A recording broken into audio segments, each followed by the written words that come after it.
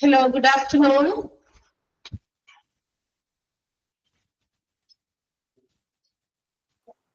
Good afternoon, ma'am. Yes.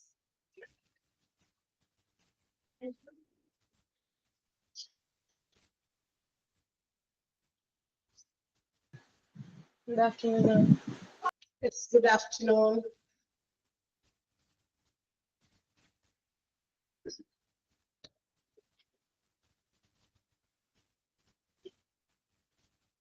മഴയുള്ളത് കൊണ്ടാണോ വളരെയധികം strength കുറവാണല്ലോ? മഴയുണ്ടോ? മഴയേ ഉള്ളൂ. മഴയുള്ളൂ. കുറച്ച് കുട്ടികൾ പറഞ്ഞു കറണ്ട് ഇല്ല എന്നൊക്കെ പറഞ്ഞു കേട്ടു ഗ്രൂപ്പില്. ആണോ? കറണ്ട് ഇവിടെയും ഇല്ല. അപ്പൊ എന്തായാലും മോർണിംഗ് ക്ലാസ്സുകളൊക്കെ കുഴപ്പമില്ലാണ്ട് നടന്നു. നമ്മള് എന്താ പറയാ ഇൻവെർട്ടറിൽ പ്രവർത്തിപ്പിച്ച് ഇതുവരെയൊക്കെ എത്തിച്ചിട്ടുണ്ട്. അപ്പൊ തുടക്കം തന്നെ പറയട്ടെ, എപ്പോ വേണമെങ്കിലും പവർ ചിലപ്പോ ഓഫായി പോകാം. ഭാഗ്യമുണ്ടെങ്കിൽ 2 ക്ലാസ്സും കിട്ടും. ഒരുപാട് ക്ലാസ്സസ് ടൈം ഇങ്ങനെ പ്രവർത്തിച്ചുകൊണ്ടിരിക്കണ്ടേ, അത്രത്തോളം പവർ നമുക്ക് അവിടെ സേവ് ചെയ്ത് വെച്ചിട്ടത് ഉപയോഗപ്പെടുത്താൻ പറ്റുമെന്ന് അറിയില്ല. എന്തായാലും അത് തുടക്കം തന്നെ ഒന്ന് ഓർത്തിരിക്കുക. പിൻ ബിറ്റ്വീനിലെ ക്ലാസ് കട്ടായി പോവുകയാണെങ്കിൽ വിചാരിക്കുക അത് പവർ ഫെയിലിയർ ആണ്. പവർ നമുക്ക് ഇവിടെ കറണ്ട് ഇല്ല. ഇപ്പൊ ഉള്ള ഇൻവെർട്ടറിൽ സേവ് ആയിരിക്കുന്ന കറണ്ട് ഉപയോഗിച്ചിട്ടാണ് ക്ലാസ് എടുക്കുന്നത്. അപ്പൊ അത് എത്രത്തോളം രാവിലെ മോർണിംഗിലും കുഴപ്പമൊന്നും ഉണ്ടായില്ല. എല്ലാ സിസ്റ്റംസും ഒക്കെ ആയി, എല്ലാ ക്ലാസ്സസും അങ്ങനെ പോയി. പിന്നെ ഉച്ചയ്ക്ക് ശേഷം അത് എത്രത്തോളം ഉണ്ടാവും നമുക്ക് നോക്കാം. കുഴപ്പമില്ലെങ്കിൽ അങ്ങനെ എടുത്തു പോകും, അല്ലെങ്കിൽ ഇടയ്ക്ക് വെച്ച് കട്ടായി പോവുകയാണെങ്കിൽ വിചാരിക്കണം കേട്ടോ പവർ ഫെയിലിയർ വന്നു, നമുക്ക് ക്ലാസ് എടുക്കാനായിട്ട് പറ്റില്ല ബാക്കി ഭാഗങ്ങൾ. അപ്പൊ അതുകൊണ്ട് നമ്മൾ ഉള്ള സമയം കളയാതെ നമുക്കത് യൂസ്ഫുൾ ആയിട്ട് എടുക്കാം. ഓക്കെ, ഒത്തിരി സ്ട്രെങ്ത് കുറവാണ്, കുഴപ്പമില്ല. അത് റെക്കോർഡ് ക്ലാസ് അവർ കാണട്ടെ. കാരണം പല സ്ഥലങ്ങളിലും മഴ മാത്രമാണെങ്കിൽ പ്രശ്നമില്ലായിരുന്നു അല്ലെ, ഭയങ്കര കാറ്റിന്റെ ആഫ്റ്റർ എഫക്ട് കൊണ്ട് ഒരുപാട് സാധനങ്ങളൊക്കെ മറിഞ്ഞും കുത്തിയിട്ട് വീണിട്ടുണ്ട്. അപ്പൊ അതിന്റെ ഫലമായിട്ടായിരിക്കും കുറെ പേർക്കൊക്കെ നെറ്റ് കട്ടായി കിടക്കുകയായിരിക്കും, പവർ കട്ടായി കിടക്കുകയായിരിക്കും. അപ്പൊ അതിനുവേണ്ടി അവര് എന്താ വെച്ചാൽ അടുത്ത രീതിയിൽ എങ്ങനെയാന്ന് വെച്ചാൽ അവരത് ചെയ്ത് എടുക്കട്ടെ. ക്ലാസ് കാണുക, എന്താ പറയാ റെക്കോർഡിംഗ് ക്ലാസ് കാണുക ചെയ്യട്ടെ. ഓക്കെ, അപ്പൊ അതൊന്നും ഓർത്തിരിക്കുക കേട്ടോ. അപ്പൊ ഇടയ്ക്ക് വെച്ച് കട്ടായി പോയാലും നിങ്ങൾ പേടിക്കണ്ട. അപ്പൊ ക്ലാസ് ചിലപ്പോൾ നമുക്കത് കണ്ടിന്യൂ ചെയ്യാൻ പറ്റില്ല, കാരണം ഉള്ള പവർ വെച്ചിട്ട് നമുക്ക് വേഗം ക്ലാസ് എടുക്കാം. എവിടെ വരെയാ നമ്മൾ എടുത്താൽ കഴിഞ്ഞ ക്ലാസ്സില്? ഓർമ്മയുണ്ടോ ആർക്കെങ്കിലും? നമ്മൾ കഴിഞ്ഞ ക്ലാസ്സിൽ സ്റ്റെപ്സ് ഓഫ് റിക്രൂട്ട്മെന്റ് പ്രൊസീജിയർ അല്ലെ, റിക്രൂട്ട്മെന്റിനകത്ത് വരുന്ന ചില സ്റ്റെപ്പുകളാണ് കഴിഞ്ഞ ക്ലാസ്സിൽ പഠിച്ചു നിർത്തി എന്നാണ് എന്റെ ഒരു ഓർമ്മ അല്ലെ. ഇവിടെ വരെയാണോ അല്ലേ? മെത്തേഡ്സോ ടെക്നിക്സോ റിക്രൂട്ട്മെന്റ് ആണ് ഇനി എടുക്കാനുള്ളത്. യെസ്, അത് തന്നെ. അപ്പൊ നമ്മള് സ്റ്റെപ്സ് ഓഫ് റിക്രൂട്ട്മെന്റ് പ്രൊസീജിയർ, റിക്രൂട്ട്മെന്റിന്റെ പ്രോസസ്സിലുള്ള ചില സ്റ്റെപ്പുകൾ, റിക്രൂട്ട്മെന്റ് പോളിസി, റിക്രൂട്ട്മെന്റ് ഓർഗനൈസേഷൻ, അതുപോലെ തന്നെ ഫോർകാസ്റ്റ് ഓഫ് മാൻ പവർ അല്ലെ, മാൻ പവർ റിക്വയർമെന്റ് എങ്ങനെയൊക്കെയാണ് മുൻകൂട്ടി കാണുക, അതിന് വേണ്ടിയിട്ടുള്ള ഇന്റന്റ് റിക്വസിഷൻ, അതായത് ഇത്ര ഞങ്ങളുടെ ഡിപ്പാർട്ട്മെന്റില് ഇത്ര ഒഴിവുണ്ടെന്ന് ഓരോ ലൈൻ മാനേജേഴ്സും ഓരോ ഡിപ്പാർട്ട്മെന്റിലെ മാനേജേഴ്സും അത് മനസ്സിലാക്കി അത് HR മാനേജർക്ക്, ഹ്യൂമൻ റിസോഴ്സ് മാനേജർക്കോ ഹോസ്പിറ്റലിന്റെ അഡ്മിനിസ്ട്രേറ്റർക്കോ ഒരു റിക്വസിഷൻ, ഒരു intent has to be submitted. Intent എന്ന് പറഞ്ഞാൽ എന്താ, ഒരു ആവശ്യം ഉന്നയിക്കലാണ്, ഒരു പർച്ചേസ് ഓർഡർ ആണ്. ഞങ്ങൾക്ക് ഇത്ര വേക്കൻസി ഇല്ല, അപ്പൊ ഇത്ര എംപ്ലോയീസിനെ വേണം എന്നുള്ള ആ ഒരു ഇന്റിമേഷൻ ആണ്. അത് അവരെ അറിയിക്കണം. ഓക്കെ, അറിയിച്ചാണ് അവർക്ക് ഇത്ര സ്റ്റാഫിന് ആവശ്യമുണ്ട് എന്നുള്ളത് മാനേജ്മെന്റ് മനസ്സിലാക്കുക. അപ്പൊ മാനേജ്മെന്റിന്റെ ഇൻഫർമേഷനിലേക്ക് വേണ്ടിയിട്ട് റിക്വസിഷൻ സബ്മിറ്റ് ചെയ്യണം. And the management means the human resource മാനേജ്മെന്റോ അല്ലെങ്കിൽ ഹോസ്പിറ്റൽ അഡ്മിനിസ്ട്രേറ്റീവ് മാനേജ്മെന്റോ അവര് check according to the line മാനേജേഴ്സുമായിട്ട് എന്താ പറയാ ഡിസ്കസ് ചെയ്ത് അവർ പോയിട്ട് ചെക്ക് ചെയ്യും. ഈ പറയുന്ന വേക്കൻസീസ് ഒക്കെ അവിടെ ഉണ്ടോ, അല്ലെങ്കിൽ ഇവർ പറഞ്ഞത് ശരിയാണോ എന്നൊക്കെ നോക്കിയതിനു ശേഷം if it is found correct, അത് ശരിയാണെന്ന് മനസ്സിലാക്കി കഴിഞ്ഞാൽ റിക്രൂട്ട്മെന്റിന് വേണ്ടിയിട്ടുള്ള കാര്യങ്ങൾ നടപടികളിലേക്ക് പോകും. അതിന്റെ ഇനീഷ്യൽ സ്റ്റെപ്പ് എന്നതുപോലെ, ആ റിക്രൂട്ട്മെന്റിന് വേണ്ടിയിട്ടുള്ള ഇനീഷ്യൽ സ്റ്റെപ്പ് എന്നതുപോലെ they have to focus the initial payment to the employees. വരുന്ന എംപ്ലോയീസിന് എത്ര പേ കൊടുക്കണം, അവർക്ക് മറ്റേതെങ്കിലും അഡ്മിസിബിൾ ആയിട്ടുള്ള പറഞ്ഞിരിക്കുന്ന കൊടുക്കാമെന്ന് ആവശ്യപ്പെട്ടിട്ടുള്ള ചില അലവൻസുകൾ ഉണ്ടെങ്കിൽ അതെന്താണ്, അതെത്രയാണ് എന്നുള്ളതൊക്കെ ഡിസൈഡ് ചെയ്യണം. അതുപോലെ തന്നെ ജോബ് സ്പെസിഫിക്കേഷൻ, മാൻ സ്പെസിഫിക്കേഷൻ, എന്തൊക്കെ ജോലി ഓരോരുത്തർക്ക് കൊടുക്കണം, അങ്ങനെയുള്ള കാര്യങ്ങളൊക്കെ നമ്മൾ എന്ത് ചെയ്യണം, ഡിസൈഡ് ചെയ്യണം. അപ്പൊ ഇതൊക്കെ നമ്മൾ മാൻ പവർ റിക്വയർമെന്റിനെ കുറിച്ചുള്ള ഫോർകാസ്റ്റിംഗിൽ പെടുന്നതാണ്. പിന്നെ നമ്മൾ പറഞ്ഞു development of sources of recruitment, നമുക്ക് ഏതൊക്കെ രീതിയിൽ നമുക്ക് എന്താ പറയാ റിക്രൂട്ട്മെന്റ് നടത്താം, ഏത് സോഴ്സിൽ നിന്നൊക്കെ.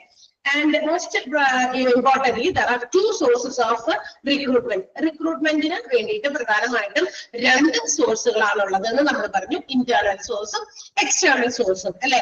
അപ്പൊ ഏരിയ കൂടി തന്നെ നമുക്ക് മനസ്സിലാക്കാം. Internal source means the recruitment from inside the organisation itself. റിക്രൂട്ട്മെന്റുകൾ എവിടെ നിന്ന് നടത്തുന്നു? ഉള്ളിൽ നിന്ന് തന്നെ. അതായത് ഓർഗനൈസേഷന്റെ ഉള്ളിൽ നിന്ന് തന്നെ എന്ന് പറയുമ്പോൾ അതായത് ചില എംപ്ലോയീസിനെ അങ്ങോട്ടേക്ക് ഇങ്ങോട്ടേക്ക് ഒക്കെ മാറ്റി മറിച്ചൊക്കെ ഇടുന്നു.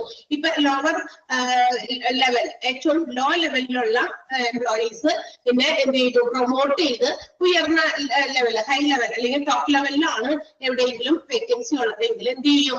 ആ ലോവർ ലെവലിൽ നിന്ന് കുറെ എക്സ്പീരിയൻസ്ഡ് ആയിട്ടുള്ള, നല്ല എക്സ്പീരിയൻസ്ഡ് ആയിട്ടുള്ള, അതുപോലെ നല്ല എഫിഷ്യന്റ് ആയിട്ടുള്ള അല്ലെ വർക്കേഴ്സിനെ അല്ലെങ്കിൽ ജോലിക്കാരെ ആ ടോപ്പ് ലെവലിലേക്ക് പ്രൊമോഷനിലൂടെ എന്ത് ചെയ്യും? കയറ്റി വിടും. അതുപോലെ ലോവർ ലെവലിലൊക്കെ ആണെങ്കിലും എന്താണ് പറയാ, അങ്ങോട്ടും ഇങ്ങോട്ടേക്കും ഒക്കെ ട്രാൻസ്ഫർ ചെയ്യും അല്ലെ. ഈ ലോവർ ലെവലിൽ എവിടെയെങ്കിലും കുറവുണ്ടെങ്കിൽ ആ ഡിപ്പാർട്ട്മെന്റിലേക്ക് വേറെ ഏതെങ്കിലും ഡിപ്പാർട്ട്മെന്റിലുള്ള ലോവർ ലെവൽ സ്റ്റാഫിനെയൊക്കെ കൊണ്ടുവന്ന് എന്ത് ചെയ്യും? എംപ്ലോയ് ചെയ്യിക്കും. അപ്പൊ അങ്ങോട്ടും ഇങ്ങോട്ടും വിവിധ ഓർഗനൈസേഷൻ ആണ്. പുറത്തുനിന്ന് ആരെയും കൊണ്ടുവരുന്നില്ല, പുതിയ ആൾക്കാരെ ഒന്നും ബിസിനസ്സിലേക്ക് കൊണ്ടുവരുന്നില്ല. ഇൻസ്റ്റന്റ് പകരം എന്ത് ചെയ്യുന്നു? Adjustment inside the organisation. ആ റിക്രൂട്ട്മെന്റിന്റെ അഡ്ജസ്റ്റ്മെന്റുകളെല്ലാം തന്നെ ഉള്ളിൽ തന്നെ വെച്ച് നടത്തുന്നു. അവിടേക്ക് ഇവിടേക്കൊക്കെ. അതായത് ഇപ്പൊ സ്കൂളുകളിലൊക്കെ നമ്മൾ കാണാറുണ്ട്. സ്കൂളുകളിലൊക്കെ ഇല്ലേ വേക്കൻസീസ് വരുമ്പോ first of all they will scrutinise. അവർ നോക്കും, പരിശോധിക്കും വെദർ ഈ പറയുന്ന ഡിപ്പാർട്ട്മെന്റ്, ഇവിടെ മാത്സ് ഡിപ്പാർട്ട്മെന്റില് ഹൈസ്കൂൾ സെക്ഷനിൽ ഒരു ടീച്ചർ ഒഴിവുണ്ട്. ടീച്ചർക്ക് കുറച്ച് നാളുകളത്തേക്ക്, ചിലപ്പോ ഒരു മാസത്തേക്കോ 2 മാസത്തേക്കോ ഒക്കെ നമുക്ക് എന്താ പറയാ ടീച്ചർക്ക് വരാൻ പറ്റുന്നില്ല അല്ലെ. അങ്ങനെയൊക്കെ സ്കൂളുകളിലൊക്കെ ആണെന്ന് വെച്ചാൽ പെർമനന്റ് ആയിട്ടുള്ള വേക്കൻസി ആണെങ്കിൽ അത് PSC ടെസ്റ്റുകളിലൊക്കെ നടത്തി നടക്കും അല്ലെ, എടുക്കും. അതല്ലാതെ താൽക്കാലികമായിട്ടുള്ള ഒഴിവുകളൊക്കെ വരികയാണെങ്കിൽ എന്ത് ചെയ്യും? അവര് അവിടെ താഴെ UP സെക്ഷനിലൊക്കെ ഉള്ള ടീച്ചേഴ്സ്, ഒരുപാട് എക്സ്പീരിയൻസ്ഡ് ആയിട്ടുള്ള ടീച്ചേഴ്സ് ഉണ്ടെങ്കിൽ ആൻഡ് ഓൾസോ അവര് കേപ്പബിൾ ആണ്, അവർക്ക് അതിനുള്ള എബിലിറ്റി ഉണ്ട്, എല്ലാം കൊണ്ടും അവർക്ക് എന്താ പറയാ ഏബിൾ ആണ് എങ്കിൽ അവരെ പ്രൊമോട്ട് ചെയ്ത് മുകളിലെ ഹൈസ്കൂൾ സെക്ഷനിലേക്ക് ആ പറയുന്ന ഒരു വേക്കൻസി ഫിൽ ചെയ്യാനായിട്ട് അവിടെ നിർത്തുന്നു എന്നുള്ളതാണ്. അപ്പൊ ഇങ്ങനെയുള്ള അഡ്ജസ്റ്റ്മെന്റുകളൊക്കെ ഇൻസൈഡ് ഓർഗനൈസേഷനിൽ എംപ്ലോയീസിനെ അങ്ങോട്ടും ഇങ്ങോട്ടൊക്കെ മാറ്റി മറിച്ചൊക്കെ എടുത്ത് എന്താ പറയുക റിക്രൂട്ട് ചെയ്യുന്നതാണ് ഇന്റേണൽ സോഴ്സ് എന്ന് പറയുന്നത്. സാധാരണഗതിയിൽ അപ്ഗ്രേഡേഷൻ, അതുപോലെ തന്നെ എന്താ പറയാ ട്രാൻസ്ഫർ, പ്രൊമോഷൻ, ഡിമോഷൻ, ഈ രീതിയിലൊക്കെയാണ് ഇന്റേണൽ സോഴ്സ് വഴി എംപ്ലോയീസിനെ അങ്ങോട്ടും ഇങ്ങോട്ടൊക്കെ കൈമാറിച്ചിടുക. എക്സ്റ്റേണൽ സോഴ്സ് എന്ന് പറയുമ്പോൾ തന്നെ നമുക്ക് മനസ്സിലാവും ഫ്രം ദ ഔട്ട്സൈഡ് സോഴ്സ്, പുറത്തുനിന്നുള്ളതാണ്. ഓർഗനൈസേഷന്റെ അകത്തുനിന്നല്ല നമ്മൾ എന്ത് ചെയ്യുന്നത്? ആ പറയുന്ന വേക്കൻസി ഫിൽ ചെയ്യാൻ വേണ്ടി റിക്രൂട്ട് ചെയ്യുന്നത്. അതിന് പകരം ഇൻസ്റ്റന്റ് എന്ത് ചെയ്യുന്നു? പുറത്തുനിന്ന് ഏതൊക്കെ രീതിയിലാണെന്ന് അവിടെ മെൻഷൻ ചെയ്തിട്ടുണ്ട്. ന്യൂ എൻട്രൻസ്, പുതിയവരാണ്, ഫ്രഷേഴ്സ് എന്ന് നമ്മൾ പറയാം. അതായത് സ്കൂളുകള്, പ്രൊഫഷണൽ കോളേജുകൾ, അതുപോലെ മറ്റു കോളേജുകളിലൊക്കെ പഠിക്കുന്ന കുട്ടികളെ അവരെ എന്താ പറയാ അവർക്ക് എക്സ്പീരിയൻസ് ഒന്നും ഉണ്ടാവില്ല, പക്ഷെ ക്വാളിഫൈഡ്, ക്വാളിഫിക്കേഷൻ ഉണ്ട്. പക്ഷെ ക്വാളിഫിക്കേഷൻ മാത്രമല്ല സം പീപ്പിൾ വളരെ എന്താ പറയാ എനർജറ്റിക് ആണ്, സ്മാർട്ട് ആണ്. അവർക്ക് ആ ഒരു ജോലി കിട്ടാൻ കൊടുത്തു കഴിഞ്ഞാൽ അവരത് ഇഫക്റ്റീവ് ആയിട്ട് ചെയ്യും എന്ന് തോന്നുന്ന ചില ആളുകളൊക്കെ എന്ത് ചെയ്യുന്നു? അവർ കണ്ടെത്തുന്നു. അതാണ് ന്യൂ എൻട്രൻസ്. ഇൻഎക്സ്പീരിയൻസ്ഡ് ആയിട്ടുള്ള ന്യൂ എൻട്രൻസ് കോളേജുകളിൽ നിന്നും കോളേജ് സ്റ്റുഡൻസിനെയൊക്കെയാണ് അവർ കൂടുതൽ ഫോക്കസ് ചെയ്യുന്നത്. ബിക്കോസ് അവർക്ക് എക്സ്പീരിയൻസ് ഒന്നുമില്ല, പക്ഷെ they have given proper training and education. ആ ഒരു ജോലിയെ കുറിച്ചിട്ട് എന്താ പറയാ ആവശ്യത്തിന് ട്രെയിനിങ് കൊടുക്കുന്നു, അവർക്ക് ആവശ്യത്തിന് അതിനെ കുറിച്ച് അറിവ് പകർന്നു കൊടുക്കുന്നു. ഇതൊക്കെ എടുത്തു കഴിഞ്ഞതിന് ശേഷം അവരെ കൊണ്ടുവന്ന് ജോലി കൊടുക്കുന്നു. ഇൻഫോ പാർക്കിലൊക്കെ ഒരുപാട് സ്റ്റുഡൻസ്, ഫ്രഷേഴ്സ് എന്താ പറയാ കോഴ്സുകൾ കംപ്ലീറ്റ് ചെയ്ത് അപ്പൊ തന്നെ വന്ന് ജോലി ചെയ്യുന്നുണ്ട് അല്ലെ. അപ്പൊ അതെങ്ങനെയാ? അവരും ഇതുപോലുള്ള ഫ്രഷേഴ്സ് ആണ്. പക്ഷെ അവിടെ എന്താണോ കമ്പനി ചെയ്യുന്നത്, ആ കമ്പനി ചെയ്യുന്ന കാര്യങ്ങൾ കുട്ടികളെ മനസ്സിലാക്കി അവർക്ക് എക്സ്പീരിയൻസ് ഇല്ലായെങ്കിൽ കൂടി ട്രെയിനിങ്ങിലൂടെ അവരെ ജോലിക്കെടുക്കുന്നു. കണ്ടോ? അതൊക്കെ എന്താ പറയാ ഈ പറയുന്ന ഒരു രീതിയാണ്. അതൊക്കെ എക്സ്റ്റേണൽ സോഴ്സ് ആണ്, പുറത്തുനിന്നാണ്, ഉള്ളിൽ നിന്നല്ല, ഓർഗനൈസേഷന് പുറത്തുനിന്നാണ്. അതുപോലെ തന്നെ അൺഎംപ്ലോയിഡ് ആയിട്ടുള്ള ഒരുപാട് എന്താ പറയാ പല കാരണങ്ങൾ കൊണ്ട് ജോലിക്കൊക്കെ പോകാതെ വീടുകളിലൊക്കെ നല്ല കഴിവുള്ള ആളുകൾ, ക്വാളിഫൈഡ് ആയിട്ടുള്ള ആളുകൾ, ക്വാളിഫിക്കേഷൻ ഉണ്ട്, എബിലിറ്റി ഉണ്ട്, സ്കില്ലുണ്ട്, എവറിഥിങ് ഈസ് ദർ, എല്ലാം ഉണ്ട്. പക്ഷെ എന്തെങ്കിലുമൊക്കെ പ്രത്യേക റീസൺസ് കൊണ്ട് അവര് ജോലിക്കൊന്നും പോകാതിരിക്കുന്ന ആളുകളൊക്കെ ഉണ്ടെങ്കിൽ അവരെ പോയിട്ട് സമീപിച്ച് കണ്ടൊക്കെ വേണമെങ്കിൽ നമുക്ക് എന്ത് ചെയ്യാം? ഇതുപോലെ ഓർഗനൈസേഷനിലേക്ക് നമുക്ക് ജോലിക്കായിട്ട് എടുക്കാം. ഇങ്ങനെയൊക്കെയാണ് വേക്കൻസി, ഇങ്ങനൊരു ഇത്രയും ക്വാളിഫൈഡ് ആണ്, ഇത്ര സ്കില്ലൊക്കെ ഉണ്ട്, സോ വൈ നോട്ട്, അപ്പൊ ഇങ്ങനെ ഒരു ജോലി എന്തുകൊണ്ട് ചെയ്തുകൂടാ എന്നൊക്കെ പറഞ്ഞിട്ടൊക്കെ വേണമെങ്കിൽ അങ്ങനെ പുറത്തുനിന്ന് കേട്ടോ. അതുപോലെ റിട്ടയർഡ് എക്സ്പീരിയൻസ്ഡ് പേഴ്സൺസ്, റിട്ടയർമെന്റ് ഒക്കെ കഴിഞ്ഞു, അതായത് 96 വയസ്സൊക്കെ കഴിഞ്ഞു, റിട്ടയർമെന്റ് ഒക്കെ കഴിഞ്ഞ് സ്വസ്ഥം ഇതൊക്കെ ഭരണമായിട്ടിരിക്കുകയാണ്. പക്ഷേ there are some people who are more energetic and strong. അതായത് ഭയങ്കര എനർജി ഉണ്ട്, സ്ട്രോങ് ഉണ്ട്, അവരുടെ എന്താ പറയാ ഏജ് എന്ന് പറയുന്നത് ജസ്റ്റ് നമ്പർ മാത്രമാണ്, കണ്ടാലൊന്നും തോന്നില്ല അത്രയും പ്രായമൊന്നും. അപ്പൊ അങ്ങനെയുള്ള ആളുകൾ അവർക്ക് അതുപോലെ ജോലി ചെയ്യാൻ ഏതെങ്കിലും ഇത്തരം ഓർഗനൈസേഷൻസിന്റെ ഭാഗമാകാൻ താല്പര്യമുണ്ടെങ്കിൽ അങ്ങനെ ചെയ്യുന്ന ഒരുപാട് ആൾക്കാരുണ്ട്. കാണാം ചില ഏജിലായിട്ടുള്ള ആളുകൾ ചില ഓർഗനൈസേഷനിൽ ജോലിക്കാതിരിക്കുന്നത് നമുക്ക് കാണാൻ സാധിക്കും. ഇത്രയും പ്രായമായില്ലേ എന്നൊക്കെ നമുക്ക് തോന്നും. പക്ഷെ അത് അവർക്ക് എന്താ പറയാ അവര് സ്റ്റിൽ അവർക്ക് ആ ഒരു കാര്യം ചെയ്യാനുള്ള എല്ലാ കഴിവും ഉള്ളതുകൊണ്ടാണ്. അപ്പൊ അങ്ങനെയുള്ളവരെയും വേക്കൻസി ഫിൽ ചെയ്യാനായിട്ട് നമുക്ക് ഉപയോഗിക്കാം.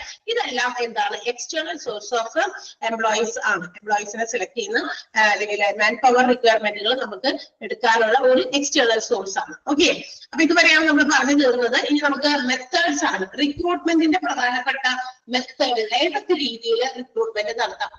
Mainly 3 methods of recruitment. പ്രധാനമായിട്ടും 3 രീതിയിലുള്ള റിക്രൂട്ട്മെന്റുകളാണ് നടക്കുന്നത്. ഒന്ന് direct method, next one indirect method, and third one is third party method. Clear ആയിട്ട് മനസ്സിലാകും, പെട്ടെന്ന് മനസ്സിലാകുന്ന ടോപ്പിക് ആണ് ഡയറക്ട് മെത്തേഡ്. ഡയറക്ട് മെത്തേഡ് എന്ന് പറഞ്ഞാൽ എന്താ? ഇവിടെ if the organization is in need of some employees, കുറച്ച് ആൾക്കാരെ ജോലിക്കായിട്ട് വേണമെന്ന് വിചാരിക്കുക ഒരു ഓർഗനൈസേഷനിൽ. അങ്ങനെ വരുമ്പോ the organization send some traveling recruiters, അതായത് കുറച്ച് ആൾക്കാരെ ഈ റിക്രൂട്ട്മെന്റ് നടത്താൻ വേണ്ടി ഒരു ടീമിന് 5 3 4 ഒക്കെ പേരടങ്ങുന്ന ഒരു ടീമിന് they are sending, അവർ അയക്കുകയാണ്. എവിടേക്കായിരിക്കും? ചില കോളേജസിലേക്കും ചില പ്രൊഫഷണൽ കോഴ്സുകൾ കണ്ടക്ട് ചെയ്യുന്ന ഇൻസ്റ്റിറ്റ്യൂഷൻസിലേക്ക് ഒക്കെ അവർ ചെല്ലും. എന്നിട്ട് അവർ നേരെ അവരുടെ അടുത്ത് ചെന്നിട്ട് അവര് നമ്മുടെ ഓർഗനൈസേഷൻ എന്ത് ജോലിയാണ് അല്ലെങ്കിൽ എന്താണ് അവരെ കൊണ്ട് ചെയ്യിക്കാൻ ഉദ്ദേശിക്കുന്നത്, ജോലിക്ക് എടുക്കുന്നവർക്ക് കൊടുക്കാൻ ഉദ്ദേശിക്കുന്ന ജോലി എന്താണെന്ന് അവര് മാനുവലി അവരത് എക്സിബിറ്റ് ചെയ്ത് കാണിച്ചു കൊടുക്കും. ഒരു ഡെമോ പോലെ ഇന്നതൊക്കെയാണ്. അത് കമ്പ്യൂട്ടർ ഉപയോഗിച്ച് ചെയ്യേണ്ടതാണെങ്കിൽ അങ്ങനെ, മറ്റെന്തെങ്കിലും ടൂൾസ് ഉപയോഗിച്ച് ചെയ്യേണ്ടതാണെങ്കിൽ അങ്ങനെ, ഇതിനെ കുറിച്ച് ചെറിയ informations with using the tools use ചെയ്തോ അല്ലെങ്കിൽ ഏത് രീതിയിലാണ് മാനുവൽ എന്ന് പറഞ്ഞാൽ എന്താ, എല്ലാ രീതിയിലും അത് അവരെ എക്സിബിറ്റ് ചെയ്ത് കാണിച്ചു കൊടുക്കുന്നു അവിടെ ചെന്നിട്ട് ആ കോളേജസിൽ. അതുപോലെയൊക്കെ തന്നെ, അതായത് നമ്മൾ ഈ എന്താ പറയുക ക്യാമ്പസ് സെലക്ഷൻസ് ഒക്കെ നടത്തുന്നത് പോലെ. അപ്പൊ പക്ഷെ അത് എന്തിനു വേണ്ടിയിട്ടുള്ളത് കാണും എന്നും അതുപോലെ എന്തൊക്കെയാണ് നിങ്ങൾ ചെയ്യേണ്ടതെന്ന് അവർക്ക് വ്യക്തമാക്കി കൊടുക്കും. എന്നിട്ട് എന്ത് ചെയ്യുന്നു, അവരെ എന്താ പറയാ സെലക്ട് ചെയ്യുന്ന ഒരു രീതി. അത് കുറച്ച് പേരെയൊക്കെ സെലക്ട് ചെയ്യുന്നു. അപ്പൊ അത് ടെക്നിക്കൽ സ്കൂളുകളിൽ നിന്നുണ്ട്, മറ്റു കോളേജസിൽ നിന്നുണ്ടാകും, പ്രൊഫഷണൽ ഇൻസ്റ്റിറ്റ്യൂഷൻസിൽ നിന്നുണ്ടാകും. ഇങ്ങനെയുള്ള സ്ഥലത്ത് നിന്നൊക്കെ പോയിട്ട് എന്താ പറയാ ഡയറക്റ്റ് ആവുന്നതോടെ ഓർഗനൈസേഷന്റെ കുറച്ച് റിക്രൂട്ടേഴ്സിനെ സെൻഡ് ചെയ്യാൻ എടുക്കാനായിട്ട് ഇവിടെ കുറച്ച് ടീച്ചേഴ്സിന് ആവശ്യമുണ്ട്. അപ്പൊ നമ്മൾ ഇങ്ങനത്തെ കോഴ്സുകൾ ഇപ്പൊ ഹോസ്പിറ്റൽ അഡ്മിനിസ്ട്രേഷൻ, അതുപോലെ ഹ്യൂമൻ റിസോഴ്സ് മാനേജ്മെന്റ് അങ്ങനത്തെ കോഴ്സുകൾ നടക്കുന്നുണ്ട്. അതുപോലെ എന്താ പറയാ മോണ്ടിസോറി ടീച്ചേഴ്സ് ട്രെയിനിങ് കോഴ്സ്. അപ്പൊ ഇങ്ങനെയുള്ള കുറച്ച് ടീച്ചേഴ്സിനൊക്കെ ആവശ്യമുണ്ടെങ്കിൽ institutions which are providing such courses, ഇങ്ങനെയുള്ള കോഴ്സസ് പ്രൊവൈഡ് ചെയ്യുന്ന അത്തരം ഇൻസ്റ്റിറ്റ്യൂഷൻസിൽ ചെല്ലുന്നു. എന്നിട്ട് അവിടെ നിന്ന് നമുക്ക് ആവശ്യമുള്ള എല്ലാവരെയും നമ്മൾക്ക് കൊണ്ടുവരാൻ പോകണമെന്നില്ല. അപ്പൊ 1 2 3 ടീച്ചേഴ്സിന് ആവശ്യമുണ്ടെങ്കിൽ അവരുമായിട്ട് കോൺടാക്ട് ചെയ്ത് അവിടുത്തെ നമുക്ക് ആവശ്യമുള്ള ഏതൊക്കെ കഴിവുകൾ അല്ലെങ്കിൽ എന്തൊക്കെ പാരാമീറ്റേഴ്സ് ആണോ അവർക്ക് വേണ്ട അതനുസരിച്ച് അവരെ ഇന്ന് സെലക്ട് ചെയ്തുകൊണ്ടിരിക്കും. അതായത് സ്പോട്ടിൽ പോയിട്ട് ഇതുപോലെയുള്ള ഇൻസ്റ്റിറ്റ്യൂഷൻസിൽ നിന്ന് എംപ്ലോയീസിനെ കണ്ടെത്തുന്ന രീതി. That is called direct method of recruitment. അതൊരു രീതി ഡയറക്റ്റ് മെത്തേഡ് എന്ന് പറയുന്നത്. ക്ലിയർ ആയി? ഒന്നാമത്തെ ഡയറക്റ്റ് മെത്തേഡ് ക്ലിയർ ആയി? ഇതൊക്കെ സിമ്പിൾ ആയതുകൊണ്ട് ഇച്ചിരി സ്പീഡിൽ ഞാൻ പോകും. കാരണം വെച്ചിട്ടൊന്നും വലിയ കാര്യങ്ങളൊന്നും ഇല്ല. അതൊക്കെ നമുക്ക് അറിയാവുന്ന കാര്യങ്ങളാണ്. അറിയാവുന്ന പറഞ്ഞാൽ എന്ന് വെച്ചാൽ പ്രാക്ടിക്കലി അറിയേണ്ട കാര്യങ്ങളും നമുക്ക് കുറെയൊക്കെ നമ്മൾ ഇപ്പൊ ചില ആൾക്കാർക്ക് ജോലിക്ക് പോകുന്നവരുണ്ട്, അല്ലെങ്കിൽ ഇന്ന് നമുക്ക് ഇത്തരം കാര്യങ്ങളെ കുറിച്ചുള്ള അറിവുകൾ തരാനായിട്ട് ഇങ്ങനെയൊക്കെയാണ് നടക്കുന്നത്. റിക്രൂട്ട്മെന്റ് നടക്കുന്നതുമായി ബന്ധപ്പെട്ടിട്ട് ഇങ്ങനെയൊക്കെ പുതിയ എംപ്ലോയീസിനെ കണ്ടെത്തുന്ന രീതിയിലൊക്കെ അവർക്ക് അറിയാൻ പാടില്ലാത്ത അറിയാവുന്ന കാര്യം. അടുത്തത് ഇൻഡയറക്റ്റ് മെത്തേഡാണ്. ഡയറക്റ്റ്ലി നേരിട്ട് എന്തെങ്കിലും റിക്രൂട്ടേഴ്സ് ആ പറയുന്ന കോളേജുകളിൽ ഇൻസ്റ്റിറ്റ്യൂഷൻസിൽ പോയിട്ട് ആളുകളെ കണ്ടെത്തുന്നു. എന്നാൽ ഇൻഡയറക്റ്റ് മെത്തേഡിൽ അഡ്വർടൈസ്ഡ്, അതായത് ഇത്ര എംപ്ലോയീസിനെ, ഇത്ര ആളുകളെ, ഇത്ര കാൻഡിഡേറ്റ്സിനെ നമുക്ക് ജോലിക്കായിട്ട് വേണം അല്ലെങ്കിൽ ഇത്ര എംപ്ലോയീസിനെ വേണമെന്ന് എന്ത് ചെയ്യുന്നു, advertising through radios, TVS or other medias and also ഈ പറയുന്ന പ്രൊഫഷണൽ ജേർണൽസ് ഒക്കെ ഉണ്ട്. ജേർണൽസ് എന്ന് പറഞ്ഞാൽ എന്താ, ഈ എന്താ പറയാ ഈ പല ജോലിക്കും വേണ്ടിയിട്ട് തൊഴിലുകൾക്ക് വേണ്ടിയിട്ട് തൊഴിലിനെ കുറിച്ച് മാത്രം അഡ്വർടൈസ് ചെയ്യുന്ന ചില മാധ്യമങ്ങൾ, അതായത് പുസ്തകങ്ങളുണ്ട്. ജേർണൽസ് പറഞ്ഞ ഈ പറയുന്ന ആഴ്ചയിലോ മാസത്തിലോ ഒക്കെ പുറത്തിറങ്ങുന്ന ചില പുസ്തകങ്ങൾ അല്ലെ, ബുക്കുകൾ, അങ്ങനത്തെ ജേർണൽസിലോ അതുപോലെ തന്നെ മാഗസിൻസില് ഇങ്ങനെയൊക്കെ അഡ്വർടൈസ് ചെയ്ത് എന്ത് ചെയ്യുന്നു, ഇതുപോലെയുള്ള റിക്രൂട്ട്മെന്റുകൾ നടത്തുന്നു. തൊഴിൽ വീതിയുണ്ട്, തൊഴിൽ മാധ്യമങ്ങൾ ഒരുപാട് പുസ്തക രൂപത്തിലുണ്ട്. അതുപോലെ തന്നെ നമ്മളുടെ ബുക്കിലെറ്റ് അല്ലാത്ത ന്യൂസ് പേപ്പർ മോഡലുള്ളതുണ്ട്. അപ്പൊ ഈ ന്യൂസ് പേപ്പർ വഴിയോ ഏതെങ്കിലും മാധ്യമങ്ങളിലൂടെ, മീഡിയാസിലൂടെ ഈ അഡ്വർടൈസ്ഡ് ഈ പറയുന്ന വേക്കൻസീസിനെ കുറിച്ച് ആളുകളിലേക്ക് പബ്ലിക്കിലേക്ക് അറിവ് കൊടുക്കാൻ വേണ്ടി പരസ്യം ചെയ്യുന്നു.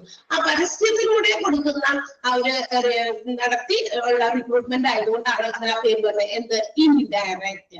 ഡയറക്റ്റ് ആയിട്ട് ആളുകളെ സമീപിക്കുന്നില്ല. ഇത് പരസ്യം വഴി പരസ്യം വായിക്കുന്ന കാണുന്ന കേൾക്കുന്ന ആരെങ്കിലും ഒക്കെ ആ പറയുന്ന പോസ്റ്റിലേക്ക് ഇഫ് ദേ ആർ ക്വാളിഫൈഡ് അതിനുള്ള ക്വാളിഫിക്കേഷൻ ഉണ്ട് and if they have the ability അവർക്ക് അതിനുള്ള കഴിവുണ്ടെങ്കിൽ അവർ ആപ്ലിക്കേഷൻ അയച്ചോളും. Okay, that is the second method, indirect method. Clear ആയോ? ഈ ഓരോ മെത്തേഡും ഇമ്പോർട്ടന്റ് ആണ്. ഓരോന്നും അണ്ടർലൈൻ ചെയ്ത് വെക്കാം, ടിക്ക് ഇടുകയോ അണ്ടർലൈൻ ചെയ്യുകയോ എന്തെങ്കിലും ചെയ്യാം.